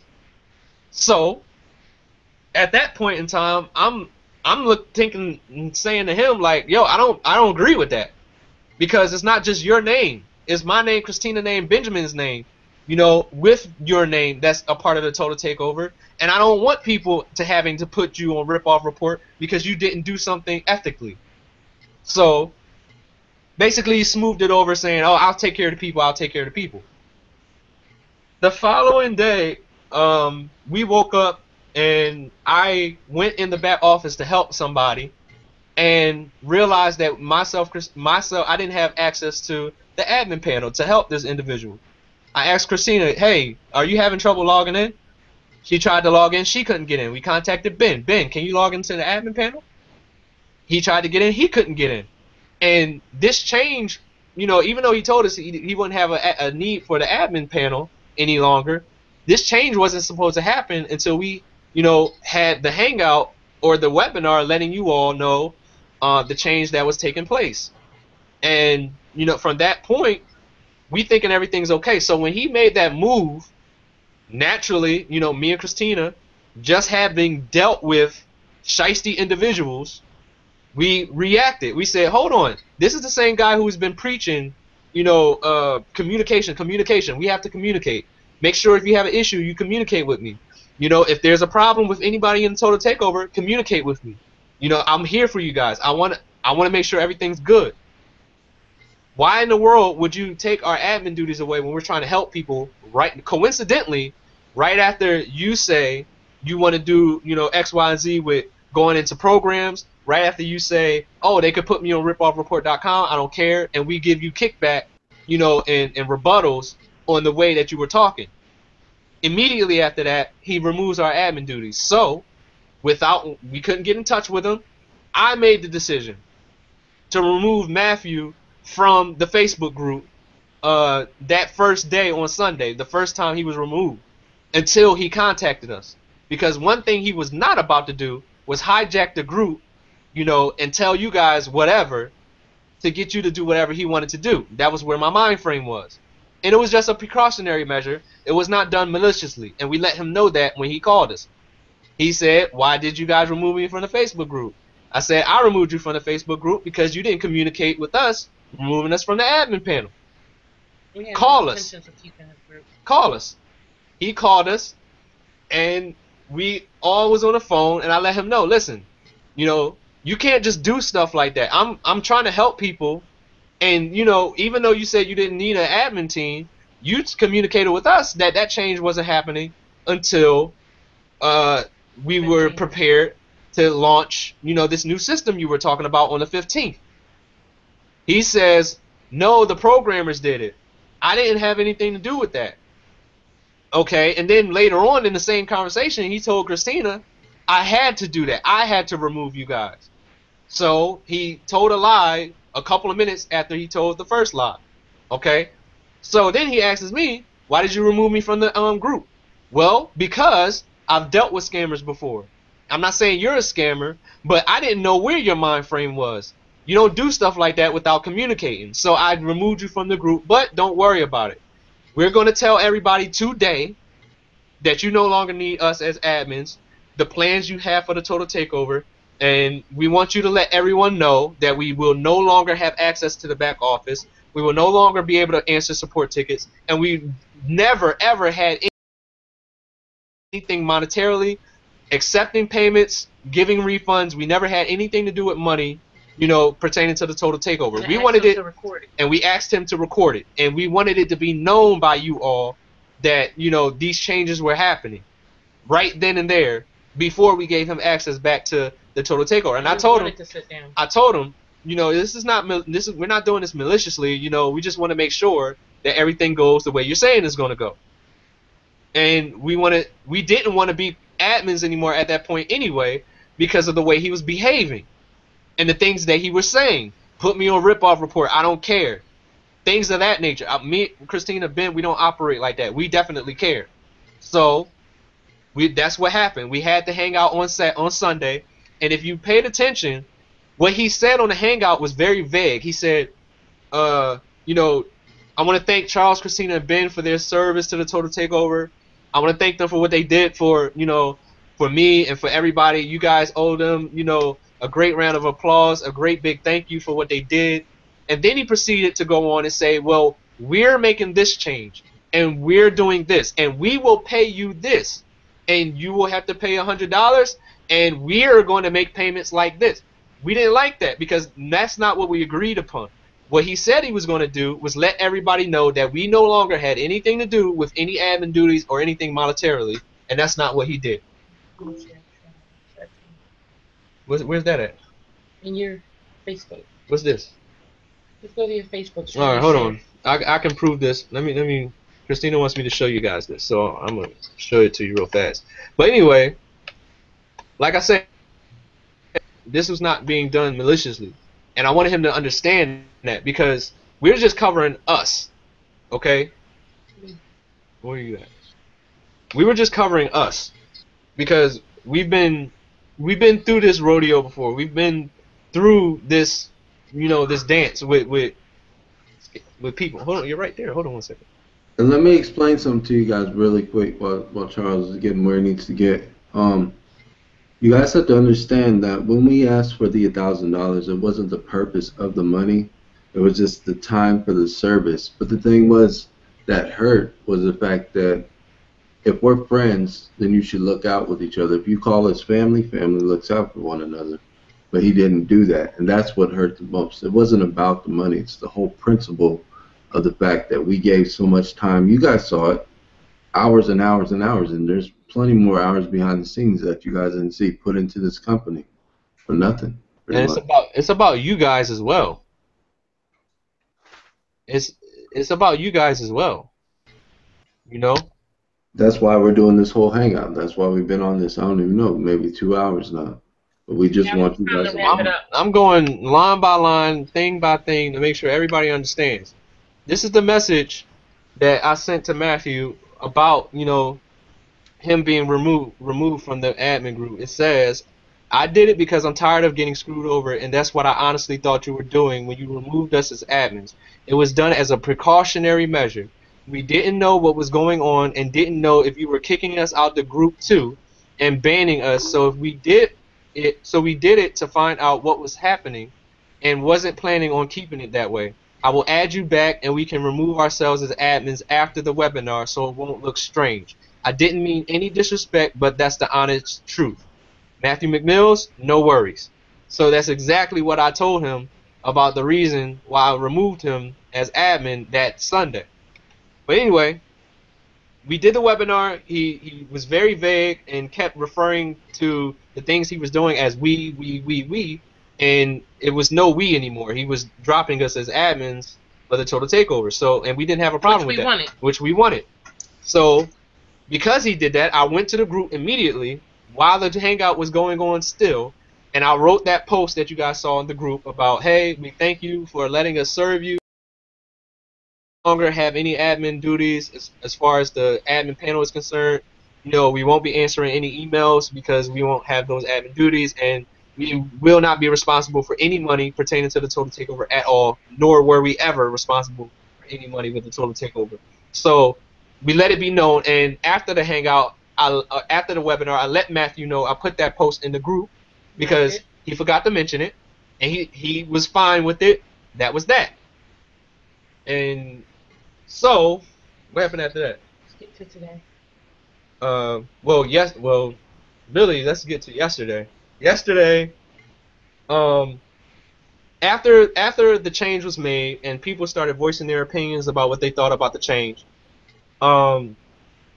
we approached Matthew and was like, hey, the site's been down. You need to, talk to people and let them know what's going on. A lot of people are concerned about the residual income. A lot of people are saying, that they don't like it, with the residual income, and they don't like the fact that they have to pay again $100 because he didn't clarify the way he was going to quote unquote take care of you guys. And basically he just kept saying, oh, it'll be fine, I'll take care of everybody. The same mantra, same talk. So, I don't have the authority anymore to come into the group and say, well, Matthew is doing this, that, and the third, because I'm no longer on the admin panel. He's not communicating that information to us. And mind you, that day when he stepped us down as admins, we were actually going. You saw the post. I was going to remove me, Christina, and Ben. I was going to remove Benjamin, Christina, and myself as admins, and he would have been the sole admin of the group. He contacted Christina and I and said, hey, you guys don't have to drop yourselves as admins of the group. I actually want you to remain admins of the group. Can you please help me? Can you continue to help me like you did before? And so, our mindset was, I'm not working for free. I'm not doing this for free. I have other businesses to run. I'm going to work my Total Takeover business. That's it. I want to get my residuals back. And so he was like, well, I can repay you back by allowing you to be able a part of the $100 a month thing that he's doing, and giving you your total takeover membership free for a year. So we said, okay, I guess that's fair. We'll help you run the Facebook group. All right. Now, after that, we started talking to him about the complaints and everything of that nature, why he should communicate with the group and let them know what's happening, what's going on. He didn't do that. He didn't want to do that. And you can hear that on the call that I posted in the group. Yesterday, all day, from 12 o'clock p.m. to 9 o'clock p.m., person after person after person was calling me and Christina, telling us things that we did not know about Matthew McMills, things pertaining to his character, things that he's told them, money that, was taken from them, from Matthew McMills, all different types of stories for 9 hours of different people inside the Total Takeover calling me and Christina to tell us things that they don't like and that has happened in the past. For 9 hours. From that point, we contacted Ben and said, okay, Ben, it's too much. What are we going to do about this? I'm not going to sit by and see these people, continuously jerked around, money being taken. And I'm not talking about little story. I'm talking about people, married couples with 5 children living in a 1-bedroom apartment, 1-bedroom efficiency hotel, because of their belief that they had in the Total Takeover and the changes that keep happening and following Matthew for a year. I'm talking about a wife, who contacted Christina because her husband just lost his job, could not, didn't have any income whatsoever. Bills piled up, and they were depending on the Total Takeover to be able to drum up some money using local business marketing to get some money with a newborn baby that's 5 weeks old. I'm talking about those type of stories, okay, from many different people. And they were depending on the Total Takeover, and the site was down, and she couldn't train. Almost moved to tears. Almost moved to tears when I told her that she had to pay another $100, and she didn't have the money. I'm talking about that type of stories. I spent 2.5 hours training her on local business marketing myself, because I did not want her to think that we didn't care about her situation. So I took 2.5 hours out of my own time to train her. She's not our sign up. And we did this for a lot of people. It's not about the sign up. It's about caring about people and their situations. And this is what pisses me off. I'm getting pissed off as I talk about it, because it's bullcrap.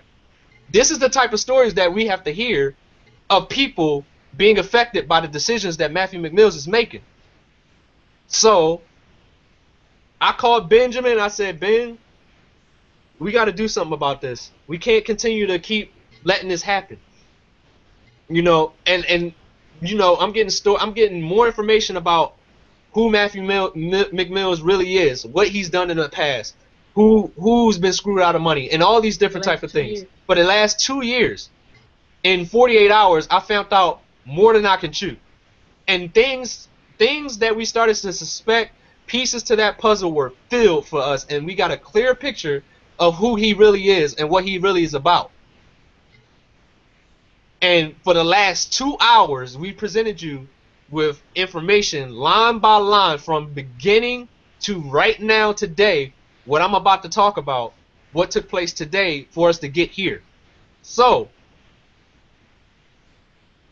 in a second, Tina, I'll let you go last. I'll let you close it out, Tina. So, today, this morning, I talked to Chase, and Chase contacted me and said, hey, is it true that everybody's losing their residuals? I told him, yeah, it's true. We got on the phone. I told him what happened, and then I told him what happened, and no.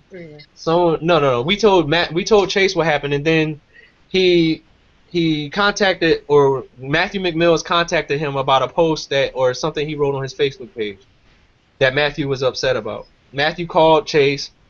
They had a conversation. Matthew wanted to confront us about what we said to Chase. So Chase put Matthew on the phone with us. And that's where that first recording came from. We Now, did not know it was being recorded. that's what I exactly was about to say. I did not know, myself, Christina, did not know that that recall was being recorded. So that was him being honest, myself and Christina being honest exactly about the way we felt. And you heard him twice on that call say twice. The first time when we brought up the fact that he said we told him, you said you didn't care about people, you didn't care if people put you on ripoffreport.com. Huh? What are you talking about? I didn't say that. Did I say that? That's exactly how he was acting. 10 minutes later, he said, you know what? I don't give a F if people put me on ripoffreport.com. If that's how they feel, they can go ahead and do it. 10 minutes ago, he said he didn't care. Now he's cussing and saying he don't care if people put him on Rip-Off Report. 10-minute swing, two different stories. And you guys heard that from his own mouth. All right? So, that's how that conversation happened. At the end of that call, he hung up. And Chase said, you know, he had to do something. But Matthew called Chase immediately after he got off the phone with us, began to dog us out. Me and Christina. People showing their true colors now. He acted like he was cool with us. He acted like he was cool with us. He acted like he built our brand. Told me I could end your entire brand with one post right now. Basically making up lies on us to end us, basically. Because we didn't do anything to hurt anybody, so you would go to the length to lie about us in order to discredit us. That's basically what he was saying. Right. So after that, you know, he's talking to Chase and telling him how, you know, we're grimy, we're showing our true colors, and I'm, for the life of me, can't understand, if I'm telling you on that call that you should take care of your own people, how am I the grimy one?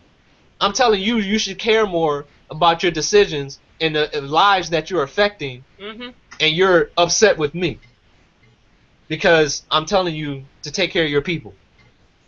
And this is exactly what my mind frame is. But anyway, the second call came because myself, Benjamin, and Christina. Benjamin, I'm gonna bring you in at this point as well. We were talking about what our course of action was going to be because we didn't want you guys to continue to get hurt. Okay, there was a miscommunication. Matthew McMills was removed from the group. Okay, and he got removed from the group, and we contacted him to let him know, listen, he put a post on his Facebook page saying, I've been kicked out of my own group. Okay, we contacted him and said, listen, it was a miscommunication, we're going to add you back to the group. You know, myself, Christina, and Benjamin, we're going to lead the group, and we're going to relinquish the Total Takeover group to you. You know, there's no reason to think that you have to go and take all your people from the Total Takeover group, the current Total Takeover group, and create a new group. There's no reason to do that. You know, we're not malicious people. We're contacting you to let you know that, you know, you were removed from the group, but we're going to add you back and we're going to lead the group. He didn't want to do that. No, I'm going to go ahead and go about my business. He said, I created a software that can scrape any group and take all the members, and I did that already. In 15 minutes, he said he scraped 300 and something members into a new group. That's what he said. That's the MLM scraper. It's a free tool. It's already available, and it's just rebranded, basically. Yeah. So this is what he told us. Yeah, he said he created it. But he didn't create that tool. I could download it right now off the internet and show you that it's the same exact thing. Dude, I got Facebook Group Snatcher. It's the exact same thing, dude. And you just use it for your affiliate marketing to target people in specific niches. Like, I got that way before I ever even heard of the Total Takeover of Matthew McMills. Same here. So when I saw that, I was a little bit disappointed. He says he created the tool. But anyway, myself, Christina, Benjamin, and Chase were on this phone call. The second one that I'm referring to. And, you know, he was very, very defensive, you know, and we were telling him, listen, you can have the group. We're not trying to steal your group from you. You can have the group. Myself, Christina, and Benjamin are going to lead. We're going to lead the group. You take the group. No, I have my own group. I scraped all the people out. Y'all can have it. You know, what did he say? He said, y'all do what y'all want to do. You know, I'm going to go over here. You know, I know that you guys are, you know, grimy now, blah blah blah. And we said, wait a minute, hold on, time out, time out. What did we do to hurt you? I'm sorry, you were the one talking behind our back. If anybody should be mad, it should be me and Christina. And he said, we're grimy because we told Chase that he owe us $2,000.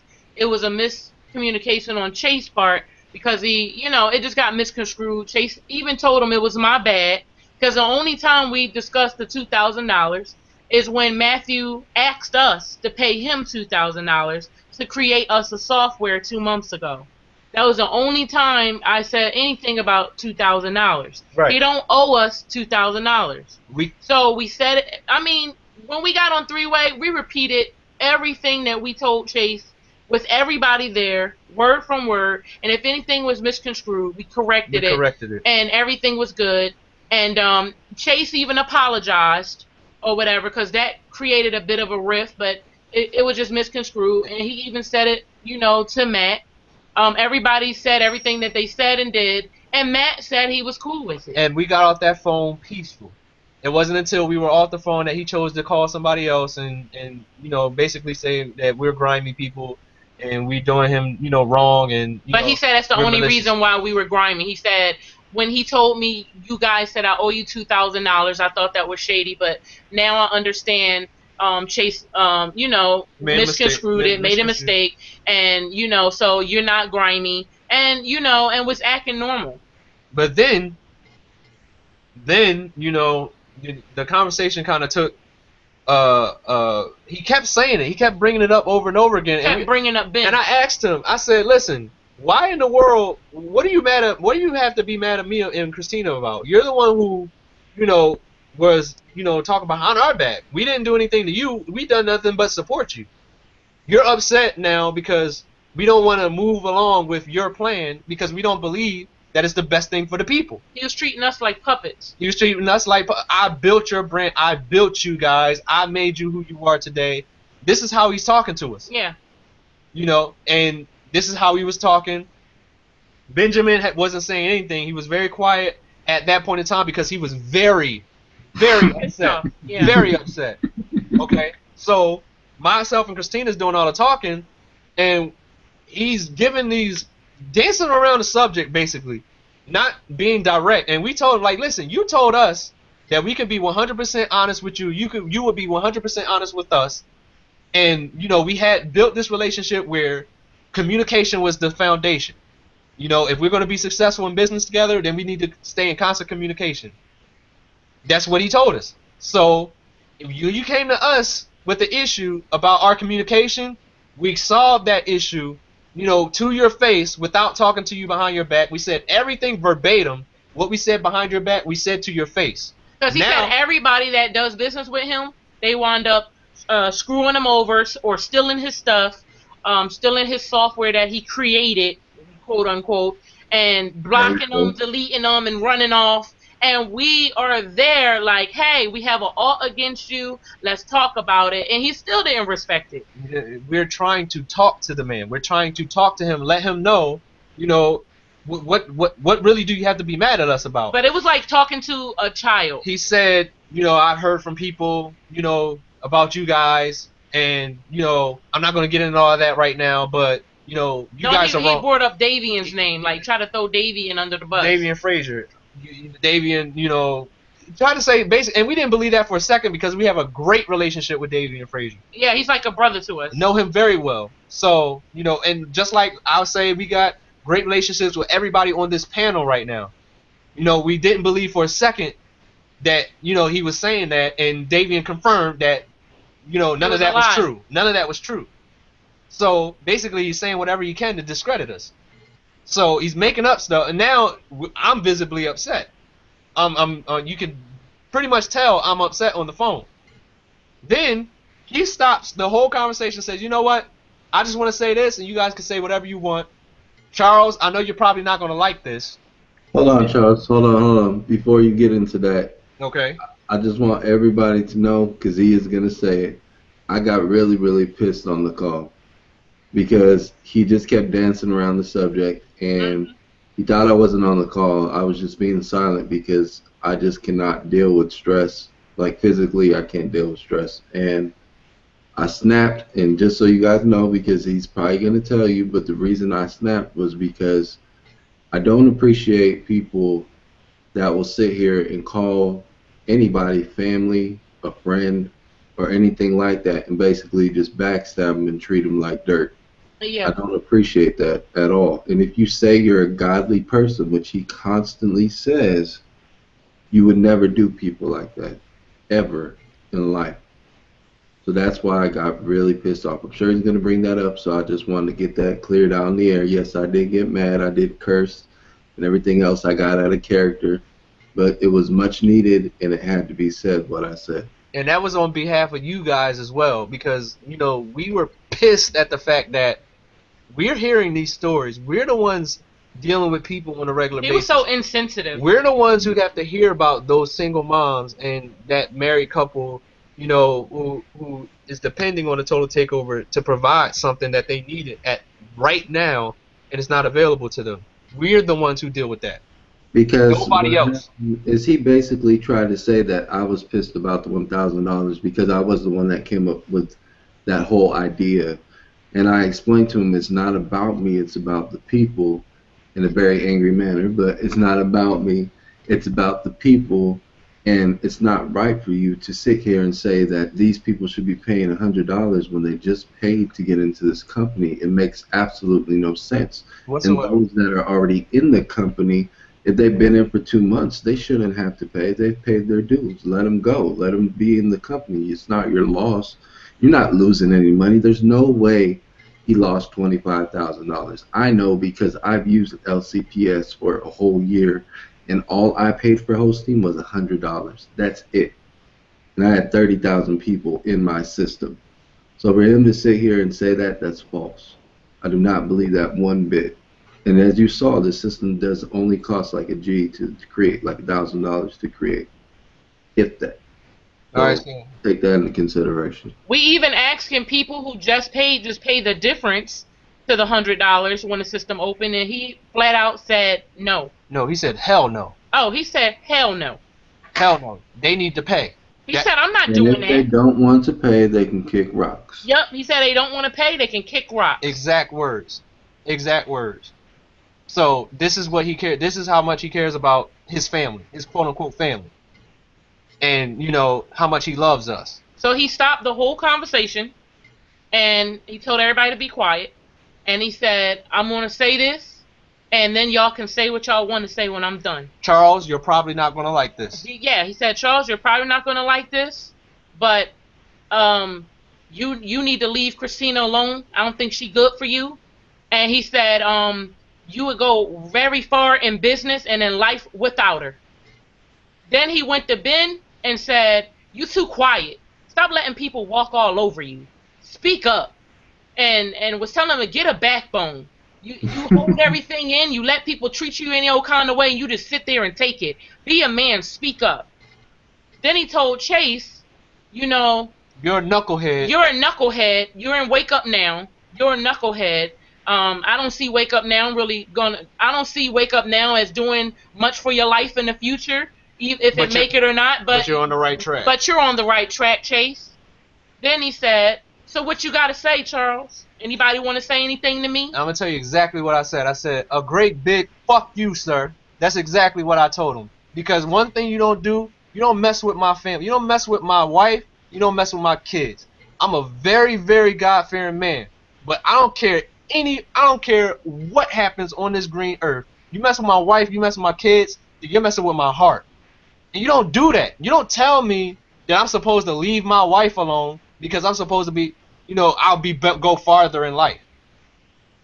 And I said a lot more than that. I really lost it, y'all. I really, really lost it. And he thought it was funny. He thought it was funny. He said, "You know what? When I see you, I'm being very graphic because I wanted you to know what kind of individual you're dealing with." He said to me, "You know what, Charles? When I see you, I'm gonna fuck you up." And he called him a nigga over and over and over and over This again. is exactly how he was talking to me. So I lost. Listen, I'm a great guy. Okay, I'm a great guy. I can forgive. I like being happy.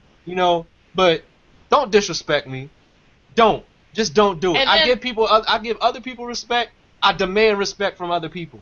And this dude is not about to disrespect my wife on the phone to my face. Then I said, well, where is your baby mom? She's not doing anything to help you with your business. He said, oh, I would never have her anywhere near my business. He was like, that's not a woman's place.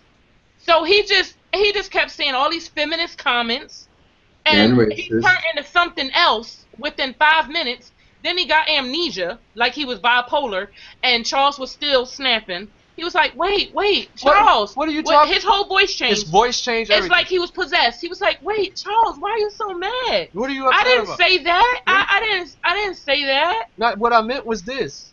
He said I didn't say any of that. Why are you so mad? Am I lying, Ben? It's like he was playing games. No. But then what happened, this is the crazy thing, it went from that dynamic of him being angry to this weird babyish dynamic back Right. to him being angry and calling Charles the N-word constantly, which Right. a professional does not do. And he called him an N-word constantly, and then he said, I eat fools like you for breakfast. Right. That's exactly Telling what he him said. to come see me. Come That's- see me. Come see me. That's what he want me to do. And he don't know my past. He doesn't know where I came from. And he said he's good with he could track IP addresses. I even have that in the chat. He said that's one of the things that he love about the system, that he can track IP addresses. And he said if he wanted to, he can come to our house, and was doing all these threats. And Charles said, sure, come to our house. I'll even make sure you have the right address, and I'll meet you at the airport. I'll pick you up from the airport, my dude.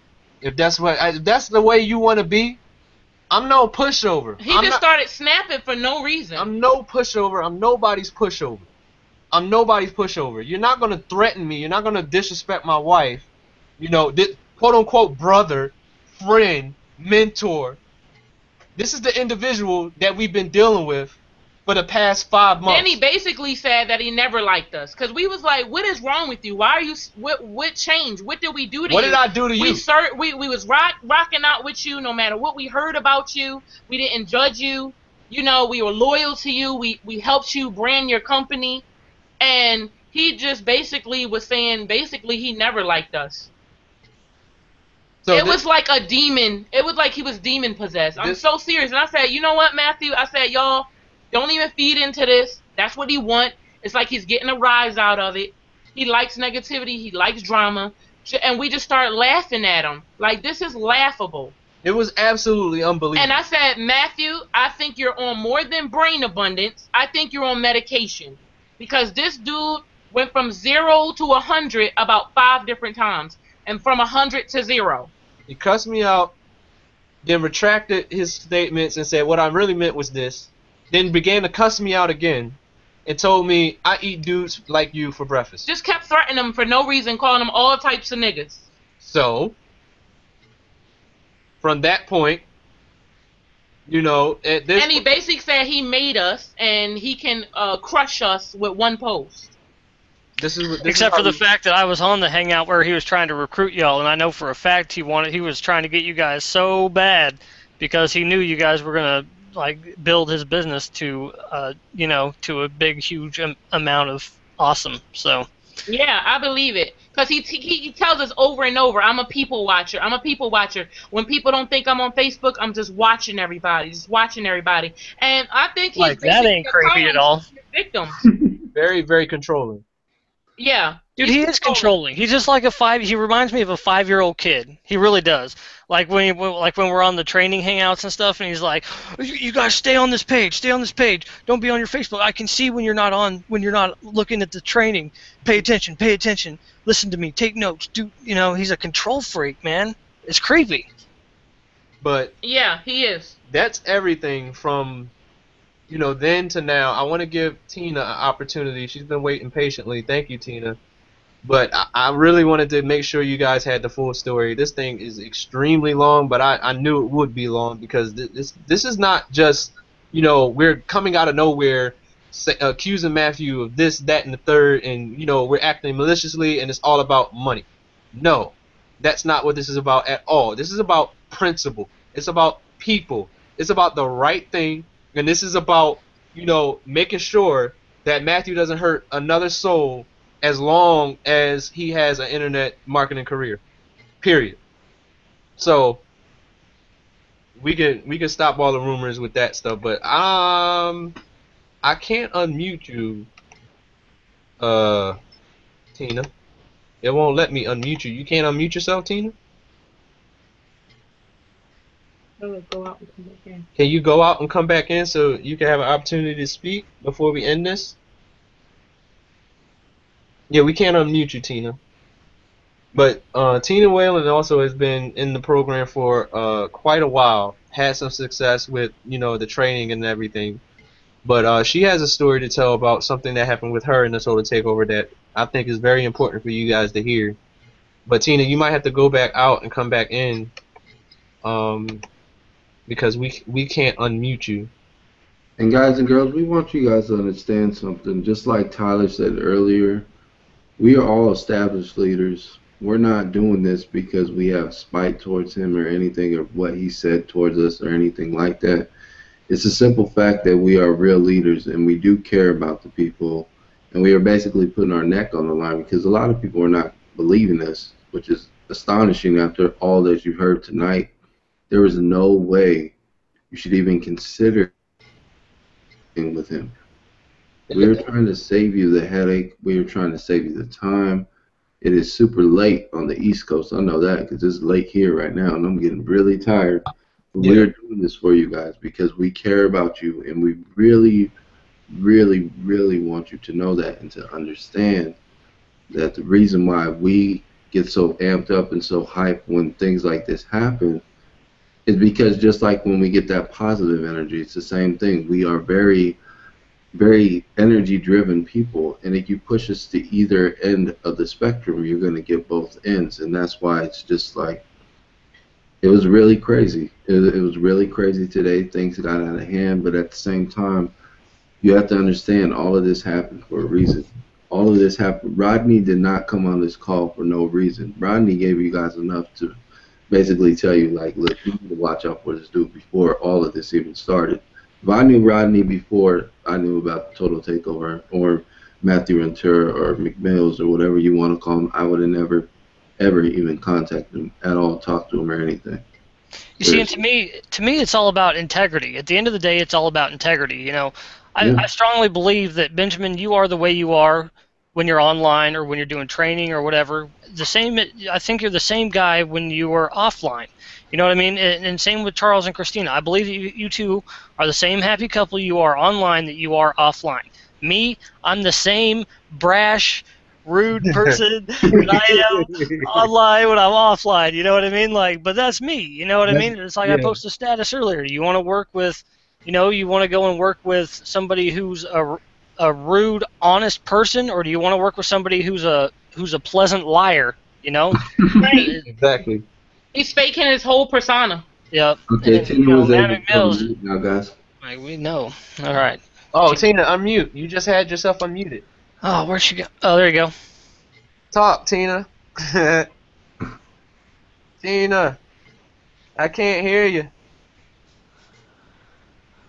Tina, are you there? We really need to get your story on here before we go. I know. Tina. Yeah, just talk, Tina. Yeah, try to talk. Well, she probably is trying to talk right now. You probably just got a bad connection. Or your mic is muted. Not muted, but not connected. Yeah, connect. See if your mic is not connected. Hopefully that's it, and you can talk. But there's so much we can go on about, guys and girls. For real, there is proof. If you just do your due diligence, go like Rodney said on Vimeo, and look up Matthew Ventura or Renteria or whatever. You'll find videos, and you will be amazed of the things that he has done. Can you guys hear me? Yes. Okay, sorry. Alright, Tina. Alright, my name is Tina Whalen. I've been in the Total Takeover since January 9th. Okay? Today, I was here at the house. I get a Facebook message from Matthew McMills. First of all, he wanted me to do the 6-month to success. He's doing a training course for 6 months. Well, unfortunately, I can't do it. So he's supposed to be refunding people $100 because we've already paid him. Well, we have not received the refund yet. Patricia was on there too. That's one case. Well, he like put me in the middle today. Put me on a three-way call with his bank. Okay. Now, it's a miscommunication with his bank, saying that one lady said that they could do it and Matt could do it and all this. Well, supposedly now that's straightened out and we're supposed to get our money within 3 to 5 days. Well, I'm not holding my breath, y'all. I'm sorry. I had a guy sign up 2 weeks ago. He paid the $60. Okay. Now, this guy, I tried for 2 weeks to get him to come on. I mean, I really worked hard to get his sign up. When he signed up, he Matthew. I put in an admin slip, I put in a support slip, never got any notification about it, nothing. Okay? Matt has told me that he lost $7,000 one time, then turns around and says he lost $21,000. Now, my downline wants to pay me, okay, because they want to make sure that I get my $50 per person. They don't feel that they should pay Matthew $100 and the person that got him to join not get their $50. Now, I approached Ben about it. I inboxed Ben. Ben said no, Matt's not going to let him in the system. So today I talked to Matt and he says, "Oh, if they pay through PayPal, that'll be all right. You can send me the $50." I trusted Matt. You guys know I really love the Total Takeover. I busted my butt to build my downline. And I have a 72-year-old man. I guess that's how old he is. 72 years old. He paid the admin fee twice. He got double charged twice. Okay? He paid me double. Well, I refunded his money. He inboxed Matt. He email paid you, Matt's like, okay, I'll take care of it. I take care of it. He never refunded that man. He's on Social Security. Come on, y'all know.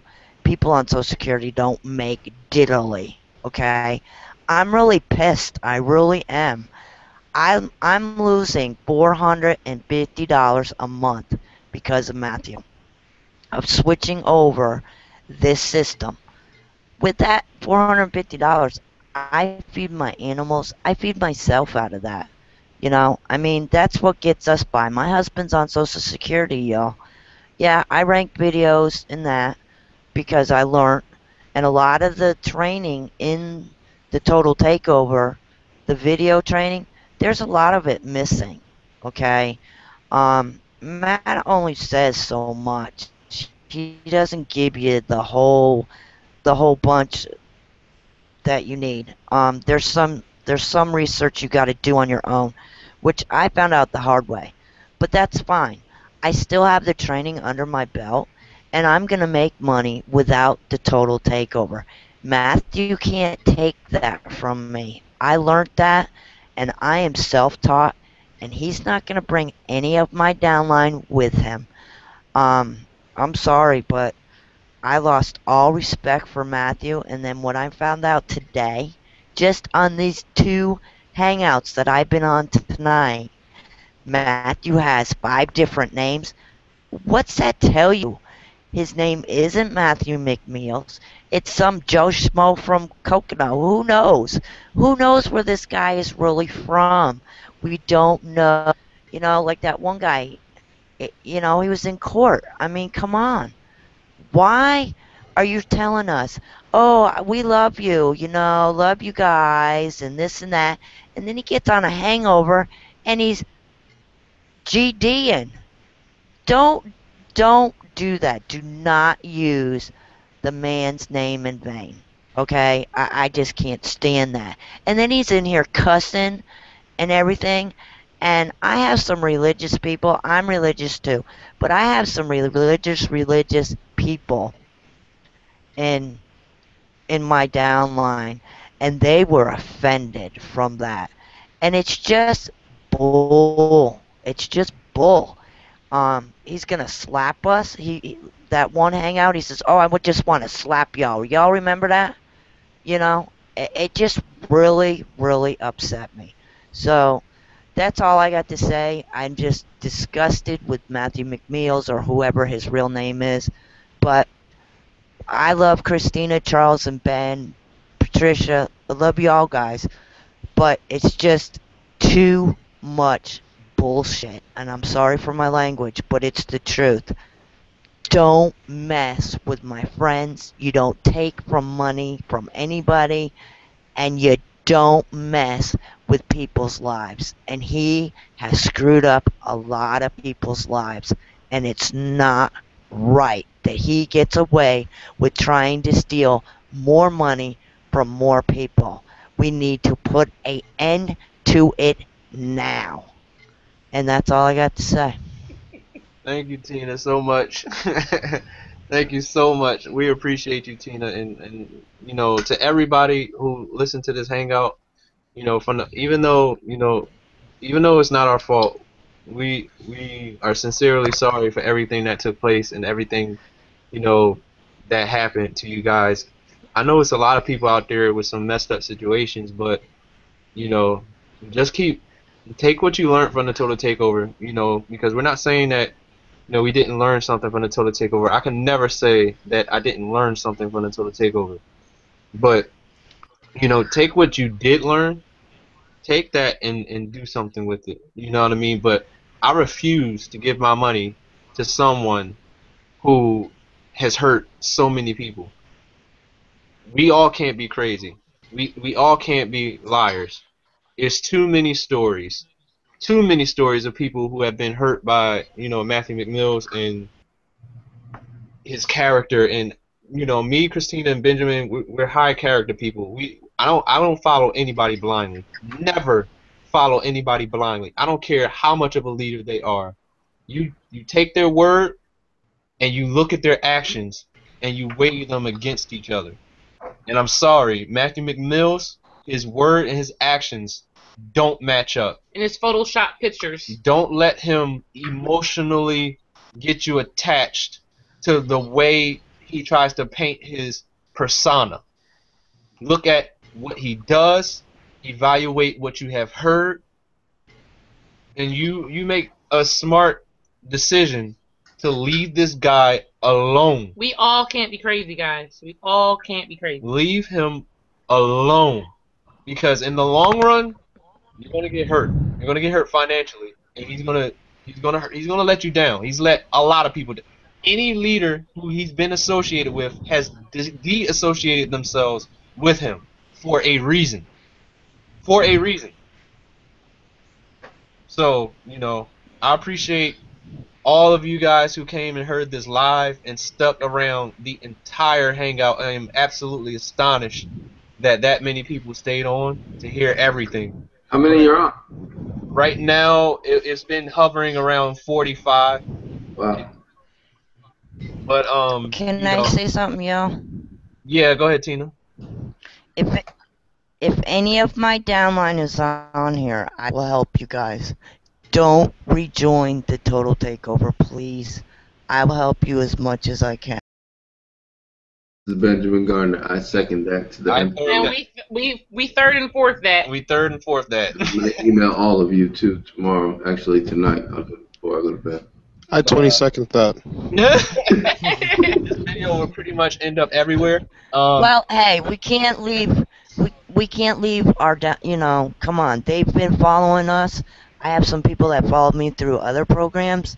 So don't rejoin the Total Takeover. If you need some help with training, if I'm not available, I'm pretty sure Ben or Christina or any of us will help you. We're not going to leave you out there in the cold, okay? And we're not going to charge you for help.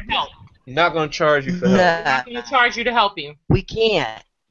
It's We not can't about do that because we're not a Matthew McMills. we We're get not Matthew. We that's don't. absolutely true. And I need you We're guys not to understand Matthew. this.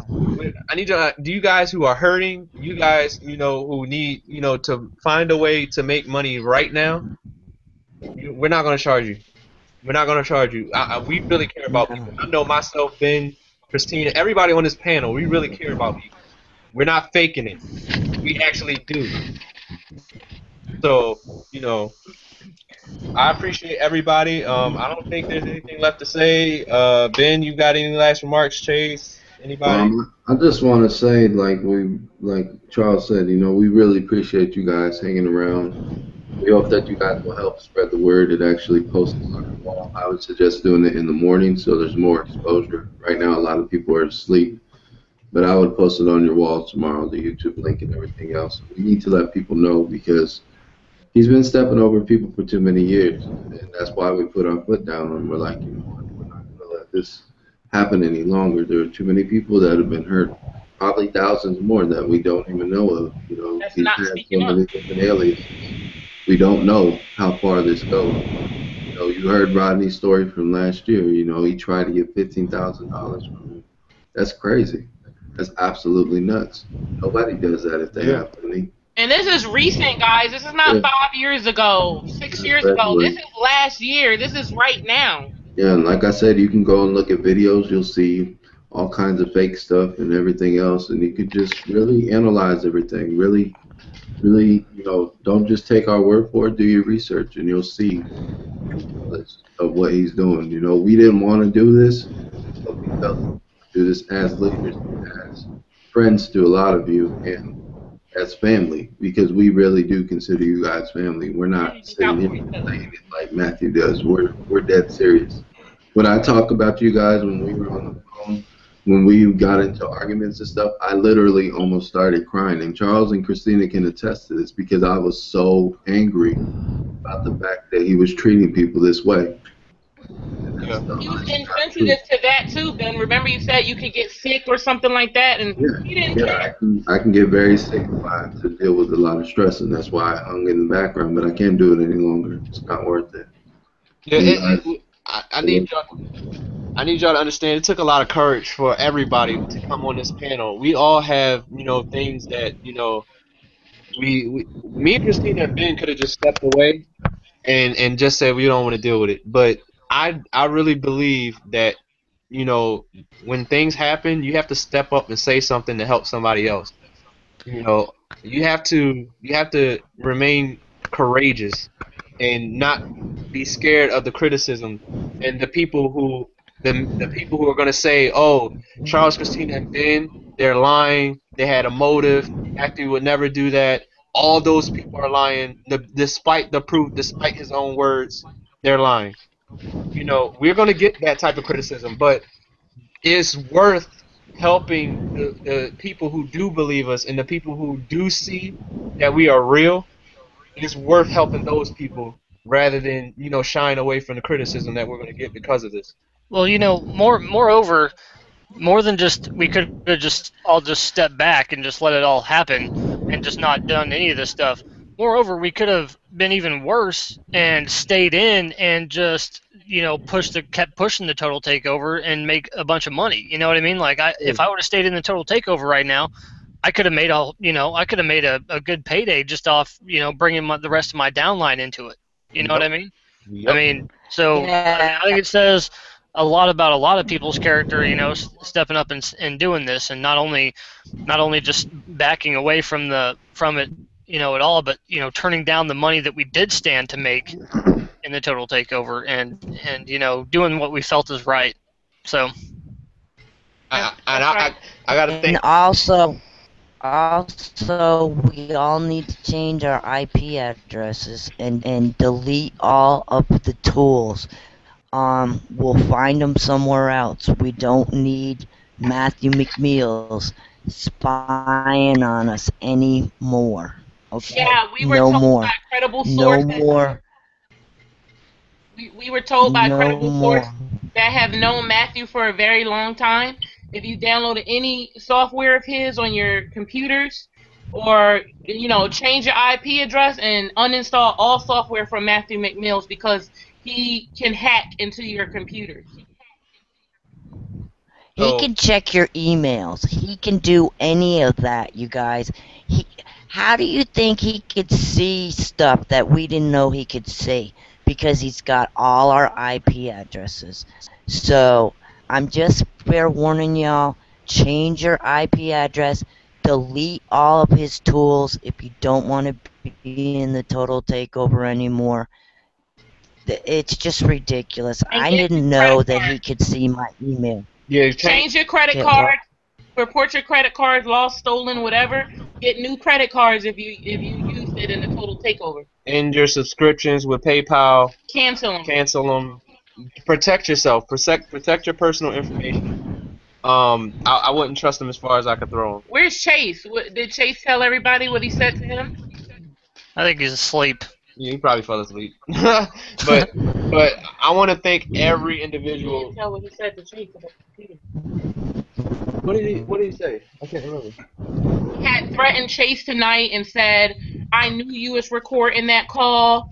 And he said, you don't know what I can do to you. You don't know. It's going down now. He said it's over for you. And he was saying that you don't know what I can do with computers.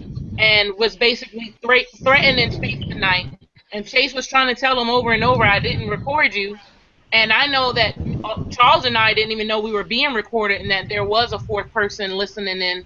I guess somebody else on the call put someone else on the three-way, and they decided to record it. But we had no idea we was being recorded, and he went and he started threatening Chase. So just protect yourself, guys, and I think we said everything that we possibly could say about the whole situation. But I want to thank each and every person who came on this panel to talk and step to the forefront. It takes a lot, like I said, it takes a lot of courage to do that, and a lot of people are going to be helped because of it. And me, Christina, and Benjamin, honestly, we couldn't have done this without your support, because people need to hear from other people other than us, so it can be conveyed correctly that this is not just being done for malicious purposes. This is not being done because we're upset or bitter because of something Matthew McMills did or did not do to us. This is being done because we actually genuinely care about people. So, it says about, like Tyler said, it says a lot about you guys' character, and I really appreciate you guys for it. Everybody, we appreciate you. Spread this video, post it, like it, comment on it, and we appreciate everybody who is listening, and we appreciate all of you who watched this entire recording from front to back. We know it's long, but it was worth it. Everybody have a great night.